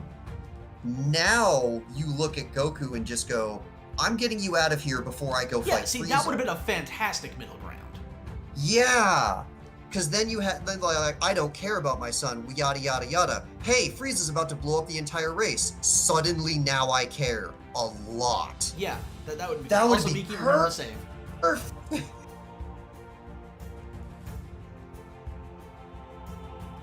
Miki, remember to save in case I was stepped on. So, yeah, if you guys ever wondered, like, sometimes Anthony and I do this all the time on, like, this could have been done better. We have different perspectives on what could have been, what actually is the problem, and then we eventually slam it together to something amazing like that. And then we learn from it. We learn from, like, okay, that is actually really good. Why is that actually good? And if possible, how do we replicate that in our work? You know, I was thinking purple, too. We were on the same page. I didn't even have to say it. Really cool. Kind of like a... Yeah. Yeah. Yeah, Bardock could have sent off his infant to spite Frieza. Yeah, that's where I'm going with this. It's all revenge-based, and it's, well, fine, if you're gonna go kill all the Saiyans, I'm gonna get mine out of the blast radius in case I fail, and then if I do not make this, then maybe he will avenge me in the future, yada. Make it still be all completely revenge-based. But yeah, all the thoughts of a writer. Isn't this fun? So Jared asks, here's a strange question. If you guys decided to do a Slice of Life abridged series, which series would you abridge? Simple, Mayo Chiki. Yeah. Slice of Life? Yeah, it's fantastical, but it's also... Yeah. Yeah. No, I mean all the infants, not... Well, then you start having to open up the concept on... Then why is... Where did the rest go, and what happened? Yeah. And you're rapidly approaching Frieza trying to take out as many pods that are escaping at once he notices, and then yet again, oh, Goku's is one of the few that survives because circumstance. I don't want it to be I want it to be Bardock making a choice to spite Frieza, even if he loses. Which he will. Character summary. Empire, what do you mean? Context? But, yeah, you guys fucking thoughts of writers, man. Just wait. Mm-hmm. Once One Piece, Alabasta Abridged is concluded, bless you. Once One Piece Alabasta Abridged is concluded, you can look forward to a commentary from Doger, Cody, myself, and Chibi on kind of the writing process and how it sort of evolved to its current state. I'm looking forward to that one because there's a lot of behind the scenes stuff that isn't inherently apparent when you get to see the final product, and I'm really looking forward to that deep dive. That's gonna be a fun one. So, excuse me. Fuck. Miki, you still got some of that 8-ball left? Yeah, here, let me just pass it your way. Oh no, they can transmit drugs through the internet. Just kidding, drugs are bad, kids, don't You do wouldn't download a car, would you? Like those fucking old commercials. What? You don't remember that? What? You don't remember those old anti-piracy commercials? I don't remember that one. Stealing a You car wouldn't is download theft. a car. You wouldn't download that's a car, exactly- would you? I can tell immediately that that's real because that's so stupid. And like the funny part is that with 3D printers, that is a very real You possibility. do that. Fucking watch me download a car, bitch. God.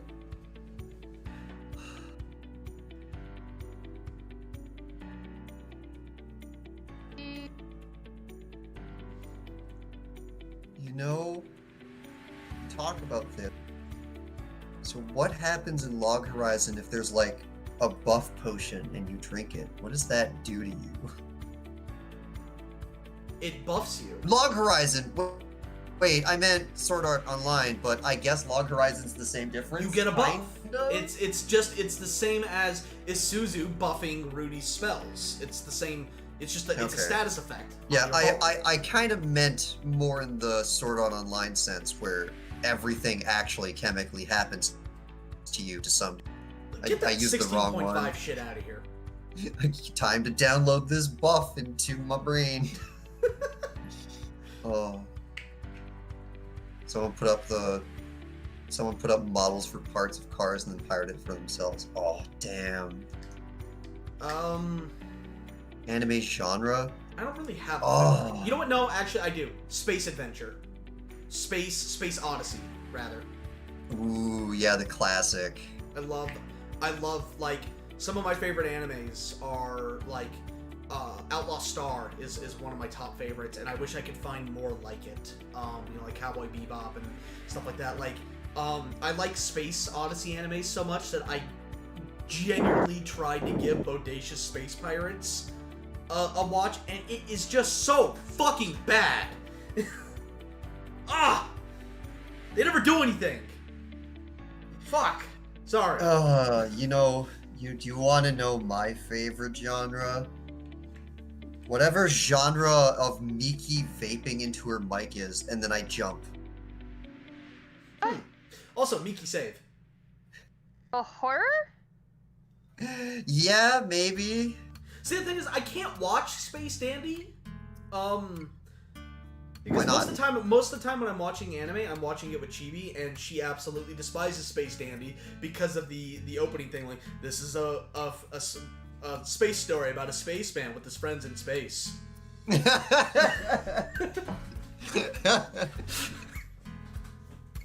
Like, it's funny because, I would like to watch it, and I have seen some of it. I think I got as far as the zombie episode, but that was it. Oh, whoa. That was my wrist. What was that, Miki? One second. Sorry, say again, Miki. I'm dying at something. You're fine. I don't know if anybody else heard the pop, but that was my wrist. Oh, okay. I went and looked up Space Dandy because I wasn't 100% sure which one you were talking about. It's And the I one with the I misspelled it, and I got this. Uh-oh. I got Space Danny. Oh. That's awesome. I misspelled it, and it's a real thing. That's fantastic. I love it. It's the bulge there. Okay, this guy. Okay. There was another one that you tried to watch, but it drove you up the wall, so you stopped. What was it? Macross! You didn't even know what it was. Yeah, no, I really liked the art style going in. I'm like, oh, this art style looks fantastic. And then I'm like, oh, it's in space, cool, and they got robots. Okay, this is gonna be pretty cool. I get in there. What? Space opera. What? It's a literal space opera. The Macross is my favorite power scaling mechanic of all time. Everything that has power has a song, and like bats have like this echo thing. Birds have a whole bunch of like Tweety Bird stuff. Whales have like their whatever sonar in the ground. So in Macross, the explanation on why things are powerful is that the more song a creature has, the more power that creature can produce. How many musical instrument songs has humanity come up with? Now that is our direct power scaling in the universe. That's how Macross works. We're unstoppable. Yeah. I don't know. That's why the spaceship can fire 5 times its own mass in missiles. It's ridiculous. But like, again, it's not just any Space Odyssey thing that I'm looking for. Like, it has to be a very specific kind of balance between, serious comedy as well as exploration and wonder. And very few anime accomplish that as well as Outlaw Star. Space Dandy goes too far in one direction. Cowboy Bebop goes too far in the other direction. Yeah. So it's very, very few anime have that perfect middle ground that Outlaw Star does. Yeah, I guess that's another reason for why I have a problem with this question, because I'm not really a genre-based person. I've seen pretty much every genre under the sun done well, and I've seen it done poorly. I care more about the individual product rather than what genre it currently is. Yep. Oh, sweet. Go ahead, Miki. Sigh of relief because I was done with the zipper. Oh no! Oh, look at that zipper! Oh! The zipper is a zipper. Wow. Miki does good work, everyone. It's magic. I hate myself. That's why. Yeah, we know. If there's one thing we've learned from all of this, She go that extra step. and it makes it look amazing. Yep, sure does. I mean, like, the crazy thing that I always find really funny is that it's literally just like the accumulation of 20 pixels. So you would think like, oh, you know, if you just color it gray, no big deal, whatever. But then if you really do put the differences in between those pixels, it does make a difference. Hey, look, that belly button's not fully covered in. Oh, good catch. I didn't even notice. There we go. We'll put that to the side there. That would have been an example of where Denver. pixels don't make a difference. But No, Rick, I've never seen that one, but a couple things on Google tells me many years ago this would have been definitely up my alley. It looks a little too let's do something wacky. It's dark. For my Regener's current dark. Yeah, it kind of goes back to the idea on, is it just a dark story in order to be a dark story? Or is it a dark setting to try and sell a dark story for the sake of dark? Or is it actually done well? It just looks to me like, welcome to insane, crazy gore fest because look at how good we can animate. Sometimes I'm in the mood for that, but I'm not as much of a animation seeker as I used to be. So, It definitely looks like a flex story. So, you guys will have the genetic thing, so when are we colorblind people getting representation? See, unfortunately, those kind of defects are no longer a permanent or be present because of said mastery of genetics or the advancement in cybernetic enhancements. Why would we go over, look at how well we can compensate for colorblind when we can just fix the underlying problem? Yeah. Yeah. It'll definitely get brought up in the show, but it's not really something that we can really have an asset for because it's fixed. We got rid of it. It's no longer really a thing that you have to worry about. It's one of those go to the doctor, get it checked out type of thing. Yeah. I have trouble believing that it is fixable. Well, when you get right down to it, it's a genetic thing. Yep. You're modifying the actual genome of which makes up a human at the very base of its cells. Anything is possible. I mean, we've already gotten to a point where even in realistic, like real world, we've already gotten to a point where if you have enough money, you can decide things down to the color of your baby's eyes, hair, skin, different facial features. You could make them beautiful or have like traits that would be more commonly construed as attractive. Like that already exists. Yep. Yeah. So if you were around for, I think it was the last actual Tuesday stream, it goes down to the general thing on check where do we have the tools to fix every problem in the world? Absolutely. Do we have the knowledge to fix every single problem in the world? Exactly. Is every single thing fixable without any errors ever? Nope. In fact, Tetra here is living proof of that. Yeah. Maybe I don't either Tetra's is very hard to fix or that she's just chosen not to because not really a big factor for her. Yes, but the cones in your eyes are due to your genetics. Yes.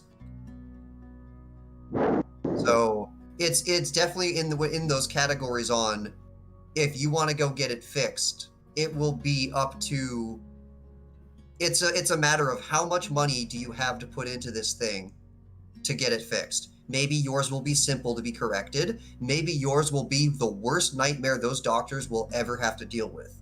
We have the tools, but just like in real life, just like in every real surgery, things can go wrong. Either on it's harder than you thought, or the person did it the wrong way.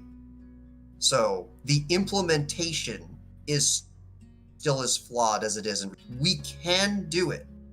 The question is, was it done right? And it's humanity, so it never is. Yeah, there are cases where it is done right, but there's also cases where it wasn't done right.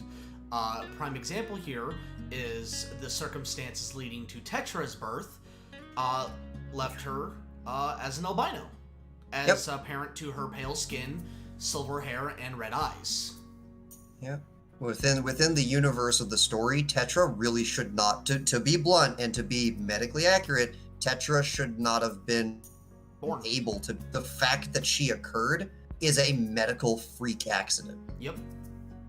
So with that kind of thought process in mind, I suppose that there could be a mistake made somewhere down the line that resulted in color blindness, but probably would be very, very rare and in between, far in between. Yeah.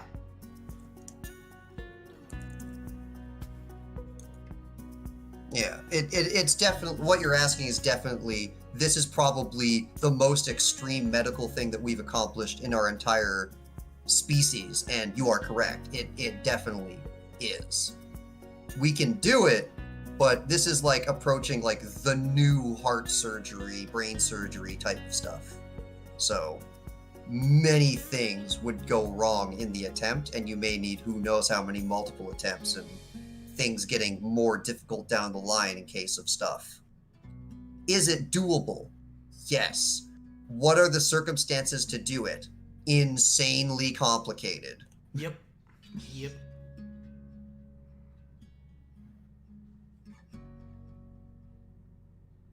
So, yeah, there will be a lot of things covered, but it's a lot of things that would be covered are more on political and morally gray and black areas. There will be birth defects that are discussed and brought up within the confines of the story, but sorry to say that it would be more so along the lines of stuff that can be more visually represented. Colorblindness is unfortunately really difficult to sort of get that point across without having it be specifically brought up about it, which would feel unnatural. Yeah. Especially in a manga format, the entire idea on when do you get to represent colorblind folk, the first question I have to ask myself is, one, what does that mean in a narrative sense? And two, how do I even visually convey this? Yeah. That's a really hard thing to even begin thinking when about. This isn't in an anime format, so it's not all going to be fully colored. In fact, very little of this is going to be fully colored. So we couldn't even do it from a first-person perspective at that point. That would be the quickest way that I could do it, would be doing it as a first-person perspective from the character in question. But you can't do that with a grayscale.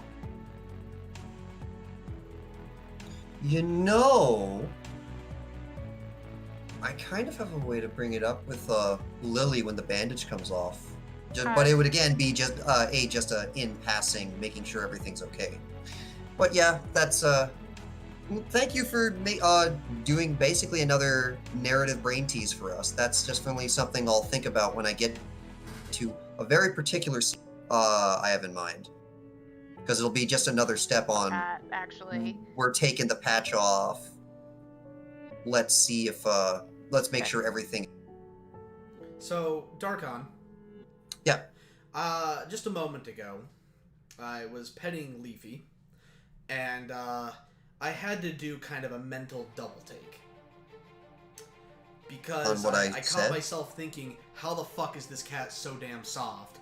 And I'm like, wait. Oh no! Yeah. Oh no! Dude, the 8-ball! Yeah. Alright, we have a story to say because now, I have to explain this one before whatever Goldshot said, FBI agent watching the thing gets curious. So a long time ago, back when every single one of our check progresses happened after Anthony got, which was hilarious. One thing got bad. Hold Cut out. Darkon, can you step back? You cut out. What happened when I did what? I just realized that part of the information is not necessary anyway, so I'm dropping regardless, could you repeat yourself, please? Yeah, I'll repeat myself, but not say the unnecessary. Anthony got really hurt. He got really, really hurt. Hospital, bandages, and morphine. Lots of morphine. And under whatever circumstance that was happening, he had access to his laptop. He must have not been. He must have not been in like a hospital or something. I was not in the hospital. Yeah. I was released, but he I still had pill morphine. Effectively, is what it was in pill format. Yeah. So he's lying down. He somehow manages, with all of this morphine in his body, he was out of it. Somehow manages to get his laptop specifically on top of him, that will come back later, and call me on Skype. It was Skype, yeah. So he calls me on Skype, and he's just looping. He has like 10 or 15 things on his mind, and he will say them, and then he will stop talking for about 2 minutes, and then he will repeat the problem.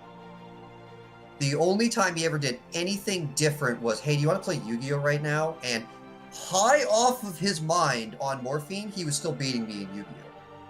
So that's a thing. Took me forever to make my moves, apparently. But eventually, I found the things that were the repeating parts. And I called Dogger and said, hey, Dogger, you have a Skype call record program, correct? Yes. Hit record right now. Okay. So I look at Anthony, and I wait, and it's just like, oh, Dogger's in the call, yada yada. I wait until he stops talking. I don't say anything to him for the next couple minutes, and he forgets everything. He forgets that Dogger's even in the call. So then I say specifically, hello, Anthony. Oh, sorry. I must have fell asleep or what were we talking about? And I start saying the things he would repeat before he could. I am now telling him the things that are coming into his mind in the order that they would normally. Hey, isn't the lighting really unusually bright right now? Hey, your cat's currently like really soft, right? And then one of the kickers is just like, yeah, okay, yeah. What about it? And then one of the kickers was, you know, Anthony, you really shouldn't have your laptop on top of you. Well, hold up. You need to give. Hold up. What's going on? You need to give context to that, because that. The only context on that one was every time I would tell him, you should get off the computer. He told me, no, the computer's on me. No, Anthony, I want you to get off the computer. No, I told you, the computer's on me. So that was annoying. That was hilariously annoying. But at this point, I knew everything about his environment, everything that he would loop about. So I just read back his loop to him before he could say it. And now he's freaking out, going like, Darkon, do I have my webcam on? What's going on? Why do you know everything right now? And then I just tell him, don't worry. In about another 5 minutes, you won't remember any of it. And he just has like a near heart attack dying while he feels his memory slip away. God. He wakes up in the morning. The entire, all the things have worked through his system. And he calls me. And before he can even say hello and try to let me know what happened yesterday, thinking I didn't know, I ask him, so Anthony, did you go to sleep with your laptop on top? Okay, excuse you, what do you mean? Why do you know that? He's fully okay now. And all I can say is, Dogger, play the tape. It was months before he allowed me to tell anyone about this story. He forbade me to let anyone know this happened. Yeah. It was, yeah, morphine is a hell of a drug. Can confirm. From what I can remember of it. But, yeah. So that was why Darko was freaking out a little bit when I said, you know, God damn, this cat is fucking soft as hell. Mm-hmm. That was one of the things that he was repeating to me when he was high on morphine. So, yeah. Full circle. Full circle, and Darkon's a dick. Yeah, do not call me if you're baked out of your mind. You know, speaking of just like baked and just like we weren't baked or anything, but we were trying to come up with like really stupid sayings for that stoned guy meme. Oh yeah, there's a stoner, the old stoner meme. Yeah.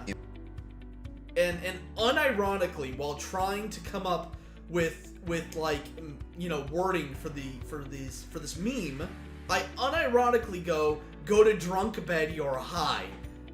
And wait a minute, I go, wait, what did I just say? We were crying on the ground. I couldn't even hear responses because my headphones came off and I was just dying on the floor. Go to bed. Go to drunk bed. You're high. What? It was completely unintentional. And it was just one of those things where it was like we were trying to come up with something and came up with something completely different that made absolutely no sense, but still fit the narrative despite not being what we were trying to do.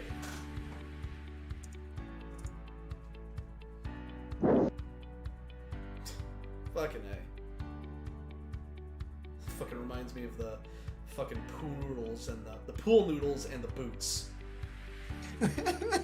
We have so many things that when you say it without context, they sound insane. Right. Hey, do you remember the pool noodles and boots? The what?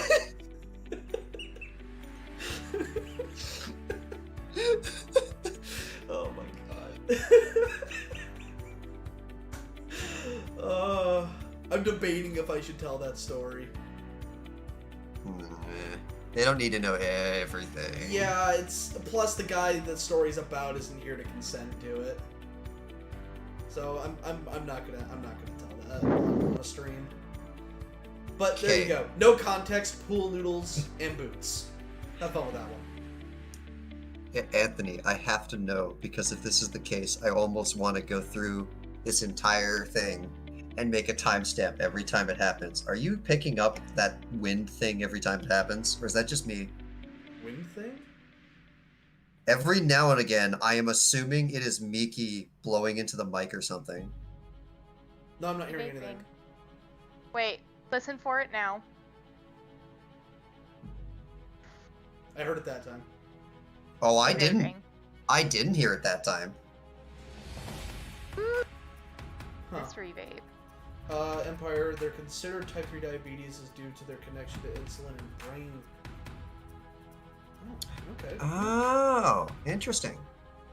If there's a connection, then that's actually medically cool. Well, Alzheimer's is not cool, but that's medically interesting if they're actually related, if Alzheimer's is related to diabetes. Wow. Very interesting. Very interesting. Unless you're just talking about the source of it, but Does that mean that you just have a bunch of medically obese people that are forgetting all the time when they're really old? considered Probably. type 3 diabetes due to their connection to insulin and brain plaque. Also, remember to save Miki. I guess type 3 diabetes isn't always Fat. I don't know. Yeah, I don't know. I don't know about that. Yeah, it's one of those things where like the layman's explanation will probably sound incorrect. It's probably one of those things on the more you look at it from an actual medical perspective, the more merit there actually might be for it. I'm gonna look into that because these guys love sending me medical things on stream and then I get hella distracted. Goldshot, to answer your question, the first fan art stream, that was sort of a pilot testing the waters to see if that would be something that we would do in the future, and I'm happy to announce that yes, that is indeed the case. It was a so smashing happy. success. But it's getting asked for or asked about at least as much as it is. Yeah, so it's right now there isn't any plans for one in the future right now as we have things that are higher priority. Yeah. The But more you guys continue to ask about it, though, the more that tells us think about it when we can. Yeah. So yeah, there's definitely an audience for that. If they're still talking about it, then yeah. Yeah. Oh, we got a Calvin in the chat. So, you know, I don't mind saying this. Neurons in people the who brain do are join unable us. to respond to insulin. Wow, that's fascinating. So, Calvin is going to begin the audio work for One Piece Episode 3 this week. So that's where we're at with One Piece. It's coming along very quickly. It's in the final stages. So that's something to look forward to, guys.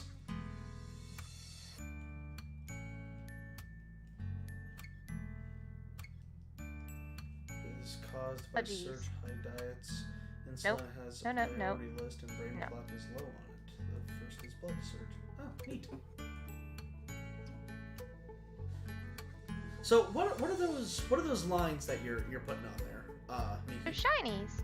Oh, okay. That's the glow on the tights, whatever, okay. leggings. I forget what they're called. For a What's moment, going on? I thought you were putting tears in the tights. Be lightened in a moment, but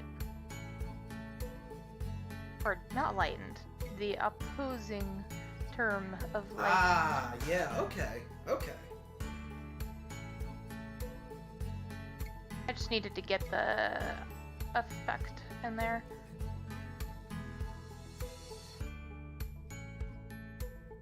And then to keep or not to keep. That is the question. Fucking Dogger. Holy crap! The skirt looks incredible! Explanation point. Eee. Thanks. The skirt has texture. Do it do. Fucking bananas. What sorcery is this? Oh, sorcery here, come now. I don't believe you. Wow, such faith. Do. God, We're you know, almost dude, done. we're getting comments on One Piece Episode 1 of people who had no idea we did this. Which it doesn't surprise me considering the middling amount of views on Episode 2 considering how long it's been out. Yeah.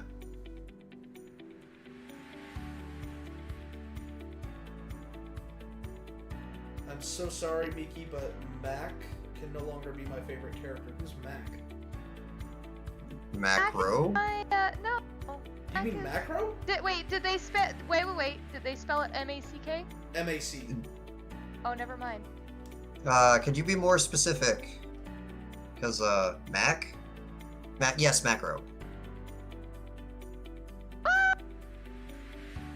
Yes, So, Macro. Did Tetra steal your heart from macro? Goldshot, Lily is best character. How dare? You just wait. You just don't know what you're talking about yet. because we haven't even done macro yet. We haven't given the fluffy boy justice. Wait, Empire, you learned of One Piece or something else? What? I learned of it from a Pokemon video on Alohan Raichu. Yeah, no, and it is true. YouTube is just completely fucking us because like it's been 3 days and we only have 14K on LHA. Are you saying you were doing a video on Alohan Raichu and then like in the recommendations was One Piece abridged? Or are you saying an Alohan Raichu video referenced us? Is Tetra a meme lord? The type No. 3 diabetes thing. Okay. Tetra's most certainly not a meme lord. What? Who's saying she's a meme lord? But is Tetra a meme lord? No, absolutely not. No, absolutely not. Tetra is definitely not a meme lord. But yeah, no, fucking YouTube has just been fucking us. On getting our videos out to the people who are actually subscribed to us. YouTube, you would think if they were subscribed, they want to see our fucking videos. Why you gotta add the fucking bell icon too? You fucks. Ugh. Fucking pisses me off sometimes, man. Yeah, by the way, if you haven't already, please click the bell icons because YouTube sucks. You know, they can't get their most basic of functions right, and that is to send the videos people are subscribed to their fucking subscription box. Yeah, it's so annoying that I've had problems with the bell, but nothing else. I'll get subs, but not because of the bell. Eva, no, I'm gonna swear all I want. It's my stream. I swear. Are there even memes in the future? Of course there are. Oh, absolutely there are. They're just too rare and dank for us to understand. But yeah, no, it is true though. Like, it's a little disappointing to see how many people show up for our Log Horizon streams and don't show up for anything else. Like, I wish people would be a little more open-minded on our channel. But I mean, that's not the average person on the interwebs. They know what they like and they don't give a shit about anything else. So it's just sort of lamenting at this point. I mean, at the same time, you gotta think about it. Do you watch every video that's posted by the peoples that you? Yeah, I do actually. Or at least I give it a chance. I give them 3 videos. If I subscribe to them for something else, but they start putting out something else, I have a rule of 3 videos. If the new thing can't catch my interest within 3 videos, then I don't bother. That's fair. That's a fair. That's system. like for. Oh, sorry. Go ahead. It was just finishing off a word. Fair system. It's a fair system. Like that was me with Rooster Teeth. They just have so much stuff that I don't know. It was just not ended up being my cup of tea. It's more just Red vs. Blue and Ruby for me. Yep, I mean I've tried their other stuff and I'm just not about it. You know, like I don't know. I've looked at TFS stuff that isn't abridging related. Like I really enjoy their unabridged thing. I wasn't too crazy about their I can't remember what it's called, the little 3D animation thing they made. Oh, the Dragon Shorts? No, not the Dragon Shorts. They made an original series using some 3D stuff. It's like a Western futuristic type thing. Hello, Yuki. And I just, right now I've only seen 1 episode because there's only 1 episode out, and I'm not too crazy about it. So I'm hoping they pick it up in episodes 1 and 2. What's Genlock? Genlock was the other thing that was done by Rooster Teeth. It's actually been so long that I would probably have to give it another shot to even tell you my current feelings on it. That's the other thing. Like, a lot of the times people are like, so is it good or is it bad? Forever. And that's not how I do things. If I don't like something, then that just means at the moment I'm not into that. that might months, a week down the line. Yep. I'm sort of reluctant to go back to Genlock because I've heard how good it was, but it couldn't catch my interest within the first 3 episodes. One of the late bloomer problems. I've heard how good it is, but I also know that it's not getting a second season apparently. Or if it is, there's nothing in sight for it. So I'm reluctant to go back and get hooked on a show just to be blueballed. Well, that's the other tricky thing, because you going to Genlock and giving it more views would be the incentive for this season to happen in the first place. If everyone went back and gave it views, maybe. But very few people have my method of determining whether or not something is worth the time. Yeah, what you're describing right now is the same thing that I described back in the day for MechWarrior Online. Nobody brings AMS because a single AMS does nothing, and because a single AMS does nothing, nobody brings AMS, even though it works amazing with multiple people. It's the whole voter mentality is like thinking that your one vote won't make a difference, but then at the same time there's probably thousands of other people who have that same mentality, and if even just a fraction of those people were to give it a chance and change that mentality, it would actually make a larger difference. Yep. People have no confidence in a season 2 happening, don't watch the show, and thus by extension season 2 doesn't happen. Well, it was my understanding that it had already been canceled. Okay. Yeah, that's a different context. Yeah.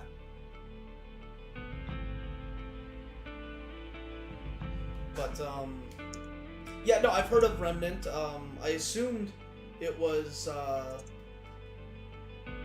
just like backstory, like sort of like a little info dump about the world of Remnant. It was nice. And besides, you eat that stuff up all the time with the log. It was exactly the lore dump that you love. Yeah. What's up, Cody? Thanks for joining us, bud. We were actually just talking about you earlier. Hi. Yeah, that's what I figured that World of Remnant was. It was an info dump thing.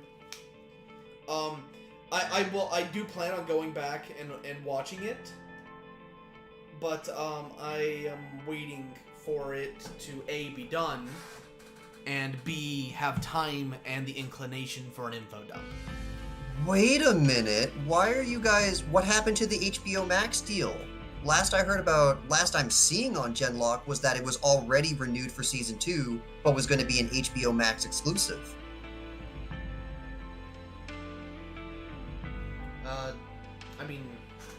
Didn't take me long to find Gen 2 stuff for Genlock. Sorry, Season 2 stuff for Genlock. Not sure, honestly. Season 2 dropped new destination, HBO Max. Did something fall through with that? No idea. Because this was 2019 news. Huh. Oh well, I'll look into that. There. It'll come to Rooster Teeth about 3 months after it airs on HBO. Oh yeah, HBO. Now everyone's going, oh yeah, Genlock 2 is happening because HBO basically funded it. No shit. Okay, yeah, because the last it got angel funded by HBO. God, that's crazy. In 2019, October 2019. So, Cody, I was telling them about because Darkon and I went on a little tangent about kind of our writing process and how seemingly incoherent and pointless conversations about the process and how things are stupid lead to improvements and how it could be done better and how that translates to our own writing. Yeah.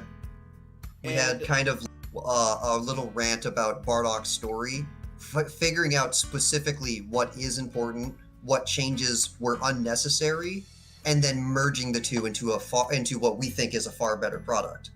And those help. Those little exercises. So, and after that, I mentioned, I'm like, yeah, one thing I can't wait for, especially from the writing standpoint, is I can't wait to do a commentary over how One Piece changed with its writing process and how it sort of naturally evolved into what it ended up becoming. And I'm really looking forward to, once we have all that done and doing that.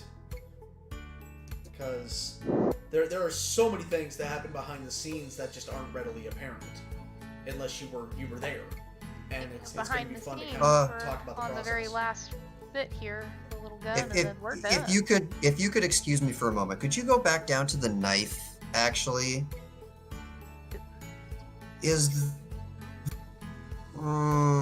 how noticeable is that? I know the whole point of the knife being there is supposed to be very hidden, but aren't these in the end put on a black background? Wouldn't that make the knife really hard to see?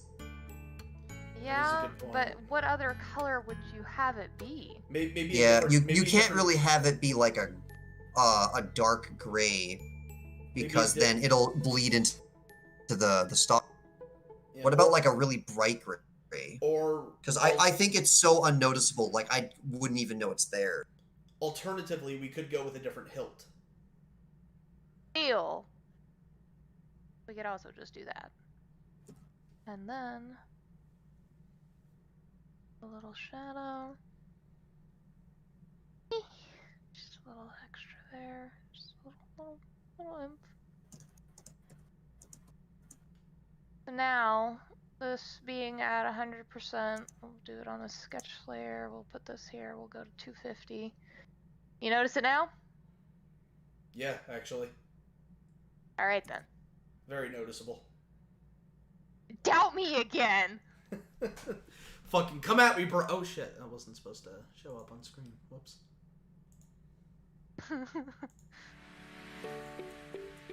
I do magic, remember?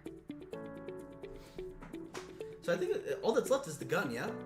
Yep, that's what I was making a joke on, is speaking of behind-the-scenes items, all that we have left is the gun. Hell yeah, she looking good, Cody. Aw, thanks. It's actually, it's super crazy to see. I think out of all of the characters, with the possible exception of Lily, I think it's probably the most surreal to finally see Tetra come to life for me. Mm-hmm. Because she, God,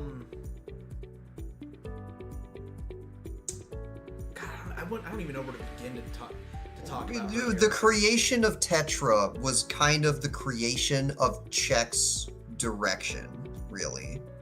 But we did Lily both before and after she became what she was. More as like we had to start somewhere, and it was just an obvious. We have to cover the topics, so we're going to have a character like this. But the topics we just decided to cover was kind of defined by Tetra. Because what she does and does not deal with is the direction of the show. So yeah, this is a very important, very, very nice character for us to finally get towards. Yeah. And she is a very she is a very central character. She's very there are going to be very few times where she's not directly involved with what is going on.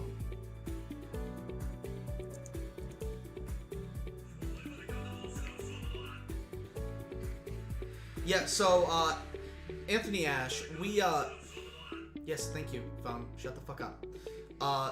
We had almost year-long copyright battle with Toei Animation over episode 1 of One Piece Alabasta Abridged, which is really too bad because we couldn't keep it up, the original up, due to the issues. And the original was just coming up on 250,000 views before it was taken down. I mean, the amount of traffic One Piece episode 1 got was crazy, because like it started off middling. Like, it had very little traction. Very little traction. But I don't remember exactly what sequence of events led to it, but it suddenly just blew up overnight. And Toei threw a hissy fit about it.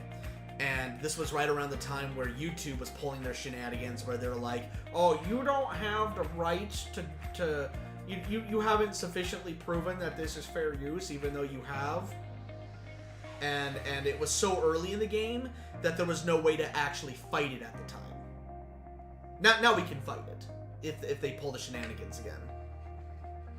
So that's basically what happened there. So we're kind of starting from ground zero, or not ground zero, step zero again, which is really disappointing because One Piece was looking to be one of our flagships with how popular the first episode was, but then before episode 2 could come out, episode 1 got nuked, and it sort of destroyed our retention for everything.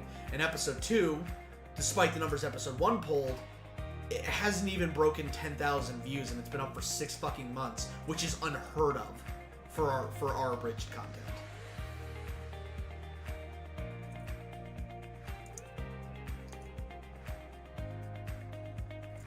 Yeah, no, we never stopped making more. We never stopped making One Piece.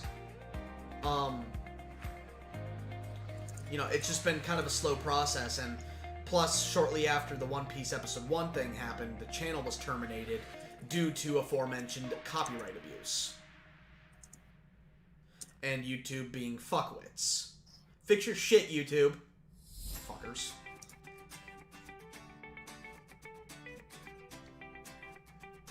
So, yeah, that's, Oh yeah, the channel going down really did hurt us.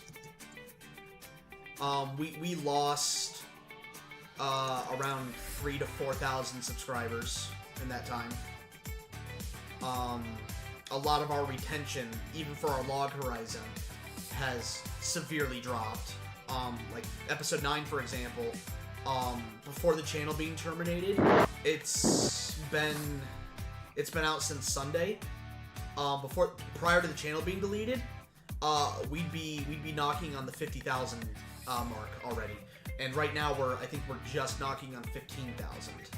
So, yeah, YouTube fucked us hard, and it's gonna take a very long time to recover from that and get back to the retention rate that we were previously at.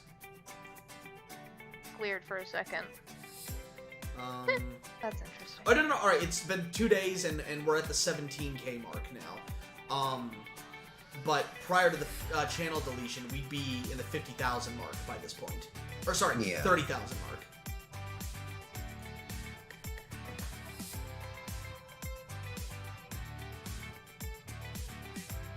So, yeah, no, YouTube...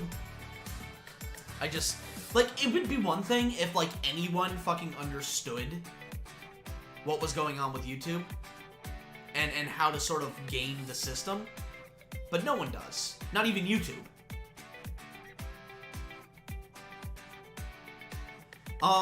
Old fans came back in the sense that they didn't unsubscribe, but again, we're fairly certain that the lion's share of our subscribers aren't getting notified that the videos are out. And that's the main issue. Oh hey, look at that! That is looking good.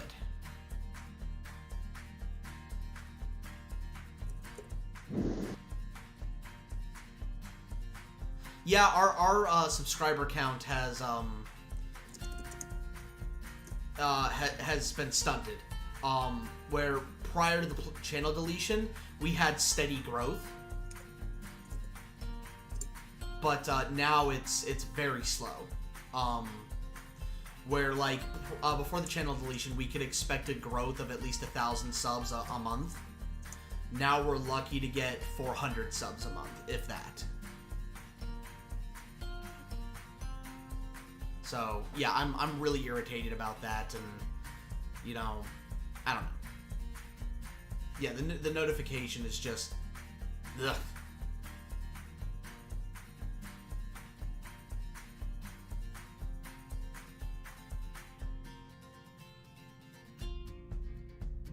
Yeah, case in point, the Guinness bullshit for YouTube not even knowing exactly. Yeah. Yeah. Yeah, that, and if subs work for a channel, then recommendations and getting pushed doesn't work. And if getting pushed works, then subs don't work. Yeah. It's kind of just been going back and forth between the two problems. Also, Empire, I genuinely doubt that check will save the channel. Because the channel isn't dying. Far from it. We are thriving, but significantly slower than we were prior to the deletion. And for that matter, our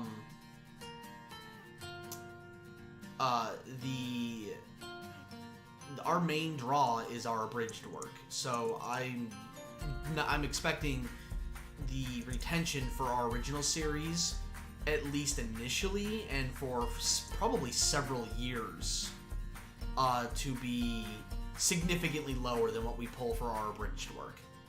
Because unfortunately, either A, people aren't getting notified, or B, when they are getting notified, it's not our abridged work, so they don't care.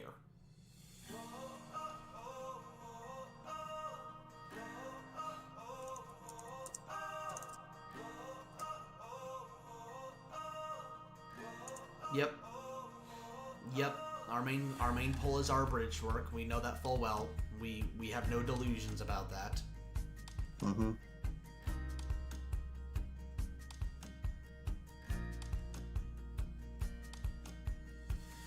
No delusions at all.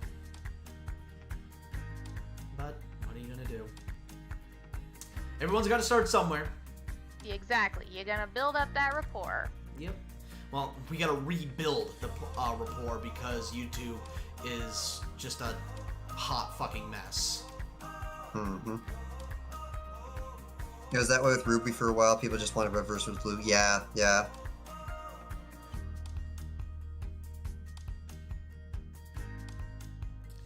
Look at that gorgeous girl. She gonna kill you.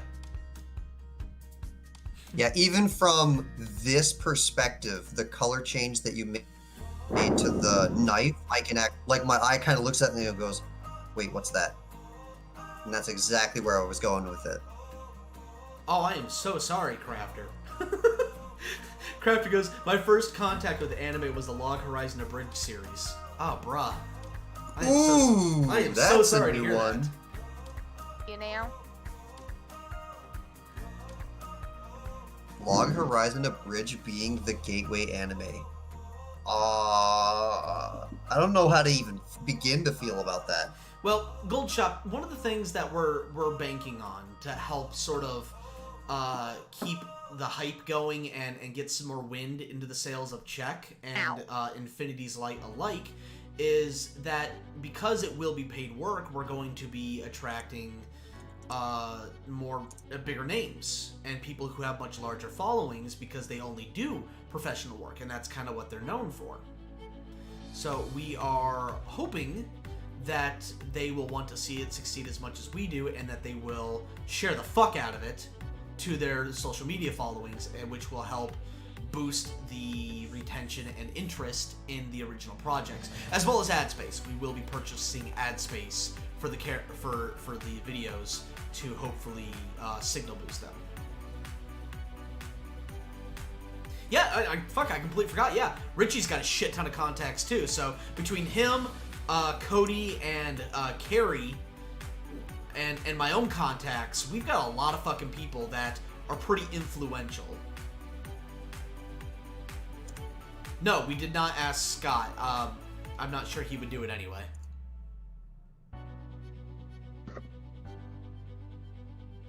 Well, Goldshot, you say that, but only about 5%, if even that, probably closer to like 1 or 2%, is, super active within the 50,000. Darkon. Do you see the knife now? That's kind of a good point. Coming back. Yeah. Oh, that is so nice. Yeah, it's just enough hidden that it's like, okay, whatever. And then with the black, it's just enough there that it's like, if you're really looking at the boot, you look at the boots for the boots, and then it kind of makes your eyebrow go up and go, wait, what's that? And So then you why, zoom why, in, why is her back and you go, leg, oh no, she's got a knife! why is her back leg like shrouded in fog? Have you you've never seen that? No. She's walking. It gives another like perspective on It's a she's dimension. coming forward. Yeah. So the back leg is clearly further back than the rest of her body because only the back leg is wherever in the world this fog is. It gives it gives another example on like forward movement and perspective. Yeah, it's supposed to build dimension. Instead of doing it darker into the background, it actually like is kind of a nicer effect to have it sort of going out of focus into the light. Okay. Yeah. Because like now there's no question that the leg is much further back for like a walking motion because, well, look at how differently it's all lighting is. Okay. All right. Anime thing. But yeah, no. Yeah. Richie, unironically enough, Richie is absolutely right here. Between the four of us, myself, Richie, Cody, and Carrie, we know a shit ton of people, and I would be willing to say that it's not much of an exaggeration to say that we do know about half the people in the industry of note. It's kind of crazy. Well, too.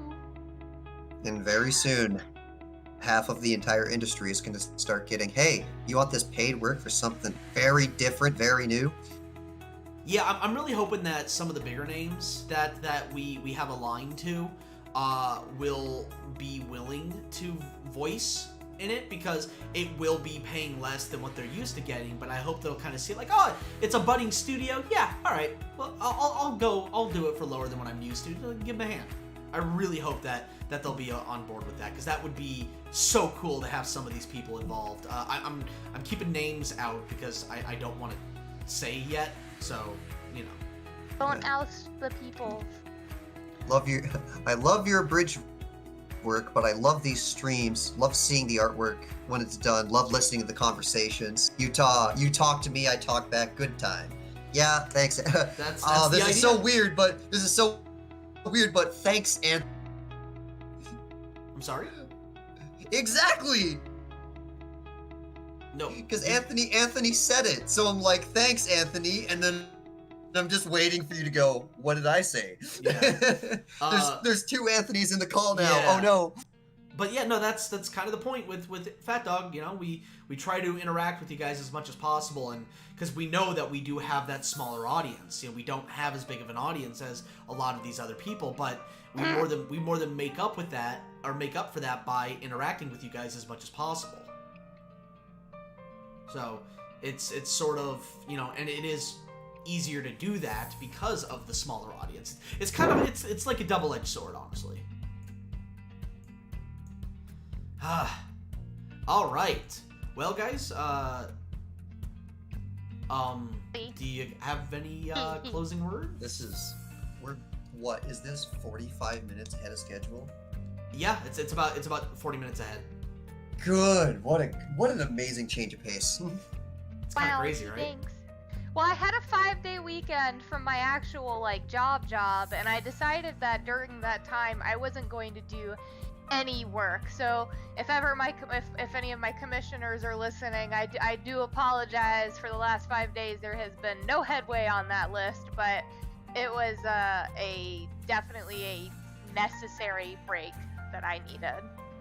So came back all refreshed and ready to go. So next week, Volcus. Oh yeah. I just realized that. I'm like, shit, we're completing the Three Musketeers, as it were. Yep. And then we only have one left after that. For now. Yeah. And then we move on to Macro. I was gonna say, can we do Macro? Yep. Then we do Macro.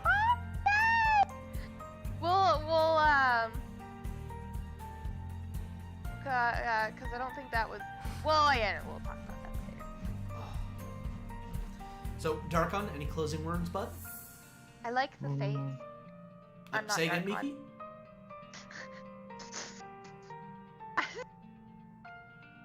And I was like, I'm not Darkon. I realized you said Darkon, and then I was like, whoops. Oh, okay. I had I have many things. Don't know if I want to say them publicly. Wow, I love her. Tetra? Yeah. I know, it looks great. And you know what, dude? Go ahead and say it. Like, it's fine, man. No thanks. Too You sure? Embarrassing. Thank you for the offer, We like Anthony, the but embarrassed. when it comes to our original work, everyone involved gets paid. That's what entails professional work. We want we want people to be able to put this on their portfolio and their resume showing, hey, this is what I've done. The midriff is one of my things. Oh. We found one of Darkon's kinks.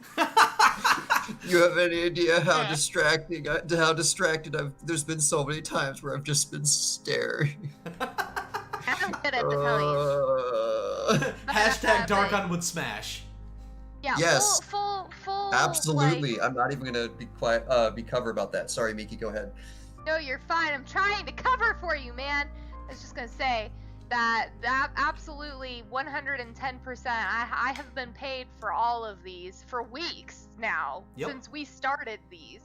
So if that comes into question at any point in time, it shouldn't, because yeah. Yep. In fact, Miki got paid in advance for this as a show of That's good what faith. I was saying. It's like Yeah. I was paid before we even started this. Yep. So. Sorry. Oh no, you're fine.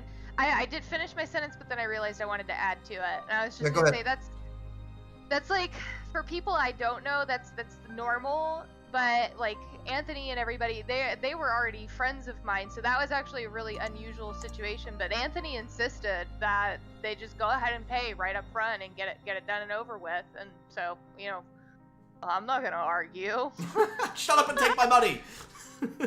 Well, I mean, you guys literally made the difference of me being able to buy my bed right away instead of having to wait until I got paid.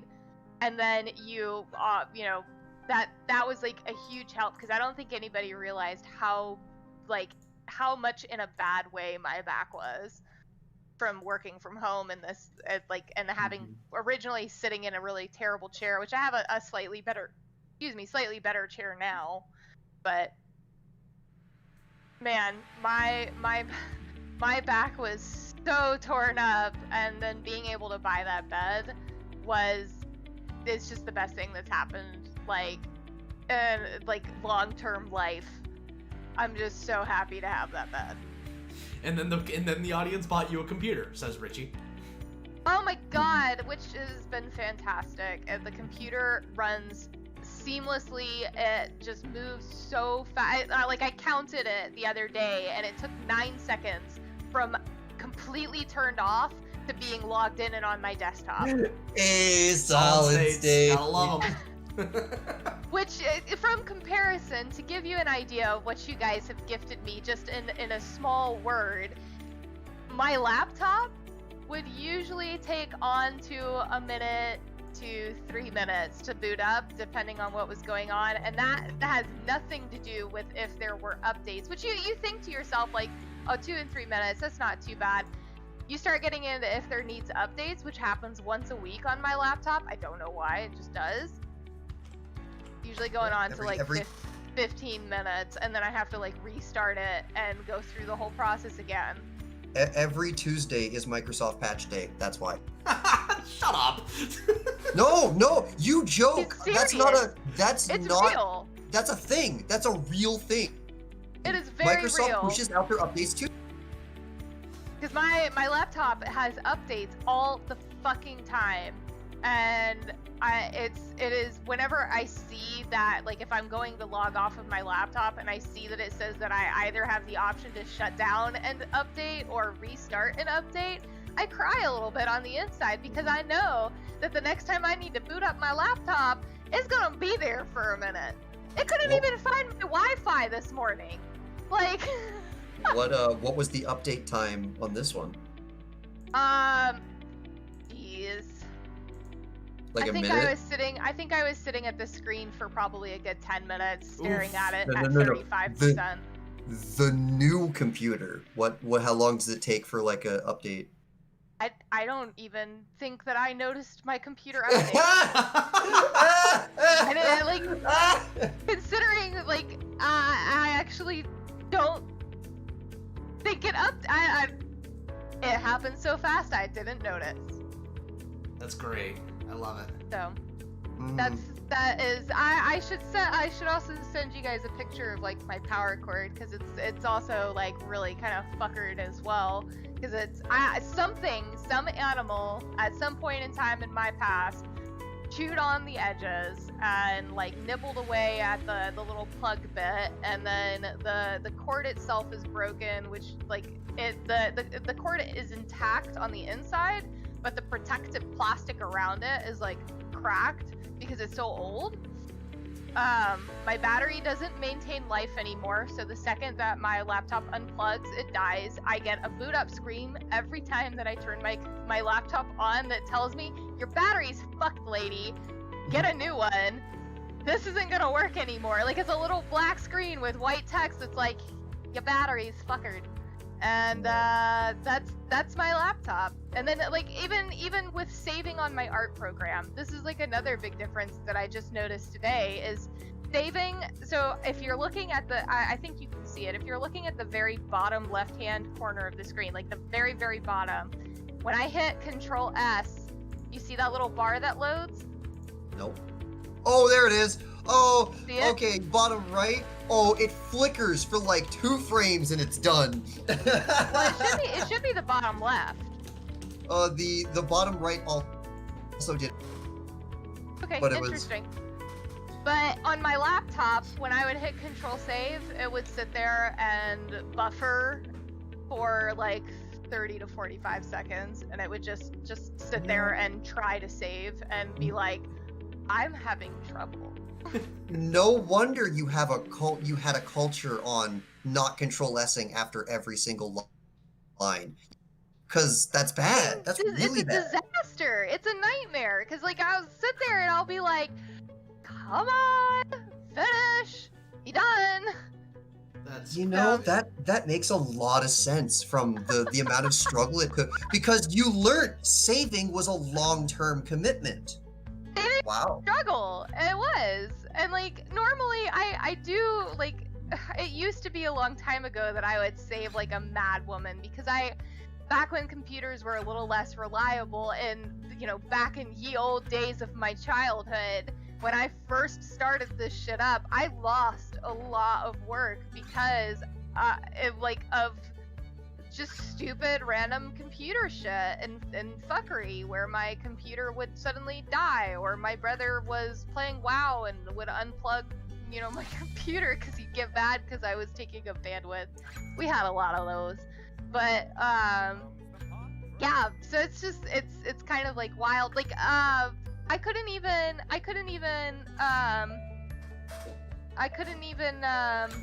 yes, I will send the new lines. I'm sorry. Yeah, no, I'm just that was just for me. I used to not even be able to run Discord like in the background without it lagging my program, and I think I did pretty good to like kind of hide that. But there were instances where like random lines would get drawn in places I didn't want them, because like Discord and presenting would lag out my program for like 5 seconds. Miki, real quick, did you email me the fully finished version? I emailed you the previous copy before I decided that I wanted to add a line to her boobs. Okay. And I appreciate them lines. I will send the new. But yeah, it's just like to name a few differences in my life that you have made, to say the least, is it's so good. Tetra update. Okay, there we go. I'll send the new file. And that's now. That's not to mention the increase in commissions that you've gotten since you started with us.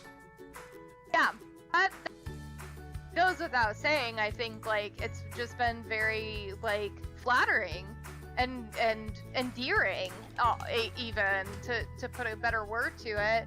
it's been very endearing to have people do that and actually be interested in wanting to own a piece of something that I make, and that blows my fucking mind. I am an innocent Bav that is just, I'm a potato. That's all. So Just a Miki, potato. here's the real question. Once all of this pandemic is over and things get back to some semblance of normality, cosplay check when? What? The question is who? You tell me. Man, I feel like at a certain level I could do quite a few different ones. I like Tetra's look. Do they know about the L lady yet? Who? L? Hang on, I'll type it. Oh, I think I know who you're talking about, but let me just make sure. Yeah, Lisette, we've Okay, talked about her. yes. Okay. The outfit that I have in mind for Lisette, though, is low-key, like, some shit that I would wear, like, just in my day-to-day life, because I am extra as fuck when I dress up, because I like to walk out and be noticed, because it gives people the opportunity to talk, like, people will come up and simply strike a conversation because I dress differently than most people would, or I have purple hair instead of brown hair. And I specifically do that not just for me because I love it, but I also enjoy that attention and the opportunity to connect. Because I'm a really big people person, and I love talking to people. So yes, it is a cherry on top that I get like comments or compliments, but the best part about it is just the experience that I can have. So I'm really extra when I go out.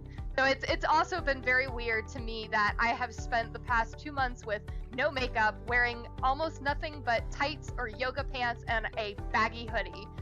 That has been my existence. And it is not confirmed as of yet, but my company wants to be so careful, and my job is not like so critical that like we are able to operate 100% from home, that we originally were thinking about coming back in June. They are musing about not coming back until Q1 of January 2021. Wow. Yeah, that's not the first I've heard of this. Well, when you think about it, like, yeah, we know a little bit more about the you-know-what, but quite frankly, we have nothing that is indicating betterment of the situation. True, yeah. So, Yeah. in that circumstance, you know, I think that they were waiting until the end of May to really have to consider it, but it is apparently something that's being considered.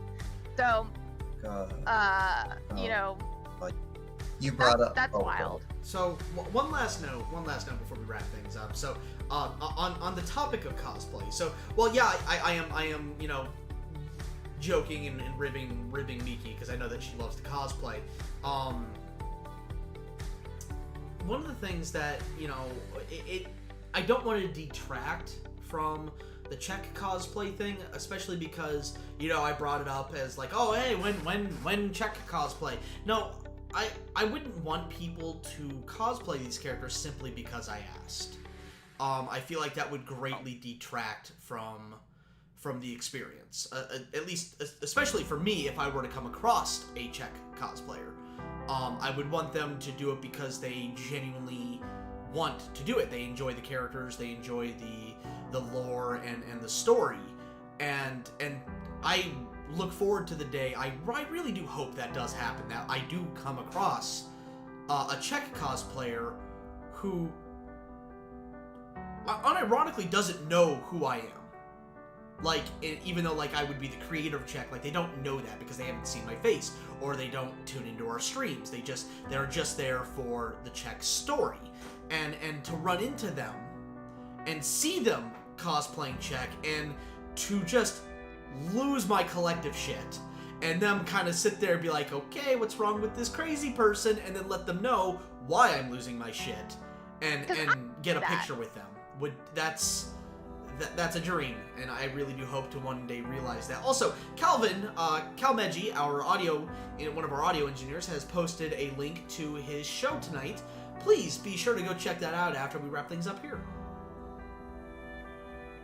So You say wrap up, but we're so ahead of schedule. What are we going to talk about for the next 25 minutes? we don't have to talk about anything. Ha ha We can ha wrap it ha! up. We're not doing that. So anyway, guys, thank you so much for joining us tonight. Tetra turned out fantastic as we fully expected, and gosh, she's just so fucking pretty. Like, it's exactly what I was envisioning all those years ago. I just didn't realize it then. You know what I mean? It was just like it's come to life, and I love it, and I'm so happy to be here and this all happening, and to have you guys along for the way, and that's directed at everyone, not just the fans, both you know, Miki, Darkon, everyone. And for the record, you're not alone in the idea of that if somebody cosplays these characters, you will not be the only one freaking out. Because these in effect are also a little bit of my brain babies. I have put design concepts and like extra special love and effort into them that if I saw somebody cosplaying, I would lose my shit. But most especially, I would cosplay it because it's also partially my brain baby. And I take pride in that, not because nobody asked me. So I do what I want, and I probably will end up cosplaying either Lisette or God. I could do just about any of them except for Lily. I am not tiny enough to do Lily. Sorry, guys. So sorry. You know, one thing that I would love to see, like, if we ever reach this point, because, like, I've seen family cosplays of, like, Naruto, Hinata, and, like, Boruto and Himawari. I would love to see a family cosplay of, like, Haseo, Tetra, and Lily. Be I so would fucking precious. dead. Yeah, I would, like, I know for a fact, at the very least, the first time I see someone cosplaying, check unprovoked by us, meaning, like, by request, and they're doing it just genuinely, straight up, I'm a ball like a bitch. Like a bitch. Mm-hmm. I'll be excited, like, low-key, I'm the type of person that when I watch an anime, I'm not really paying that much attention to the credits. I'm not even gonna lie.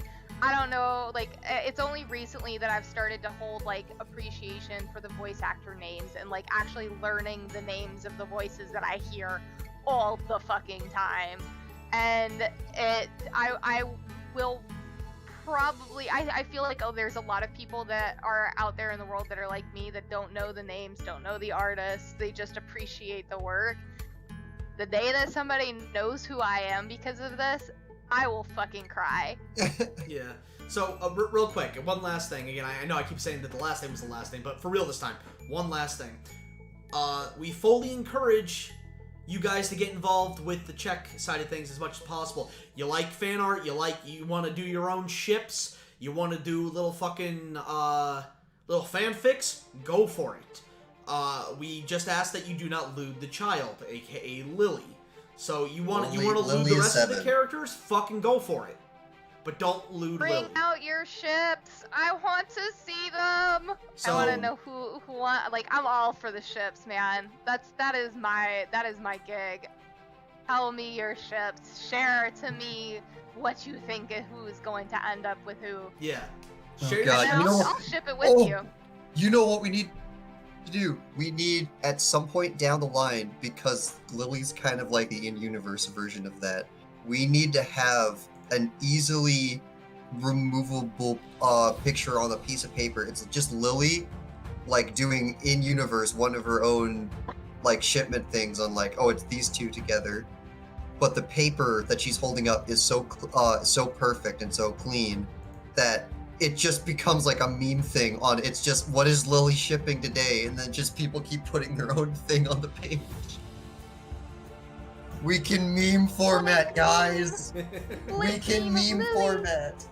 So, I'm here for and it. by the way, just know that if you guys ever want to make YouTube videos discussing check or doing reactions to anything, just know we will never, ever claim copyright on anyone discussing check stuff, short of them straight out plagiarizing us. Yeah. Don't claim it as yours. That's bad. So, if you guys ever do make videos about check, or for that matter, any Fat Dog content where you're not outright plagiarizing us, and it gets struck, and it's something we own, hit us up. Hit us up. We'll figure this out. We will unleash the dogs of war, motherfucker. We'll go at them. Full force. Logged into Final Fantasy this whole fucking time. Yeah, I saw that. What? Yep. Alright, guys. Thank you so much. We'll see you guys next week. Make sure to stop by Calvin's radio show tonight, and don't forget to tune in tomorrow to Fat Dog Gaming of Where the Fell, where they'll be doing Minecraft. And if you're not already, please go subscribe to our Fat Dog Gaming channel. We are almost 2,000 subs, and we would really like to hit there. Also, bell icon. Hit the fucking bell icon for here, specifically. It will help unleash the fat dogs of war. Yeah, unleash the Fat Dogs of War. Why? God damn it, that's so obvious. How come I didn't think of that? Like, what the fuck? How did we not think of that? Good night, everybody. Good night. Good night, everyone. We'll see you next week for Volcus.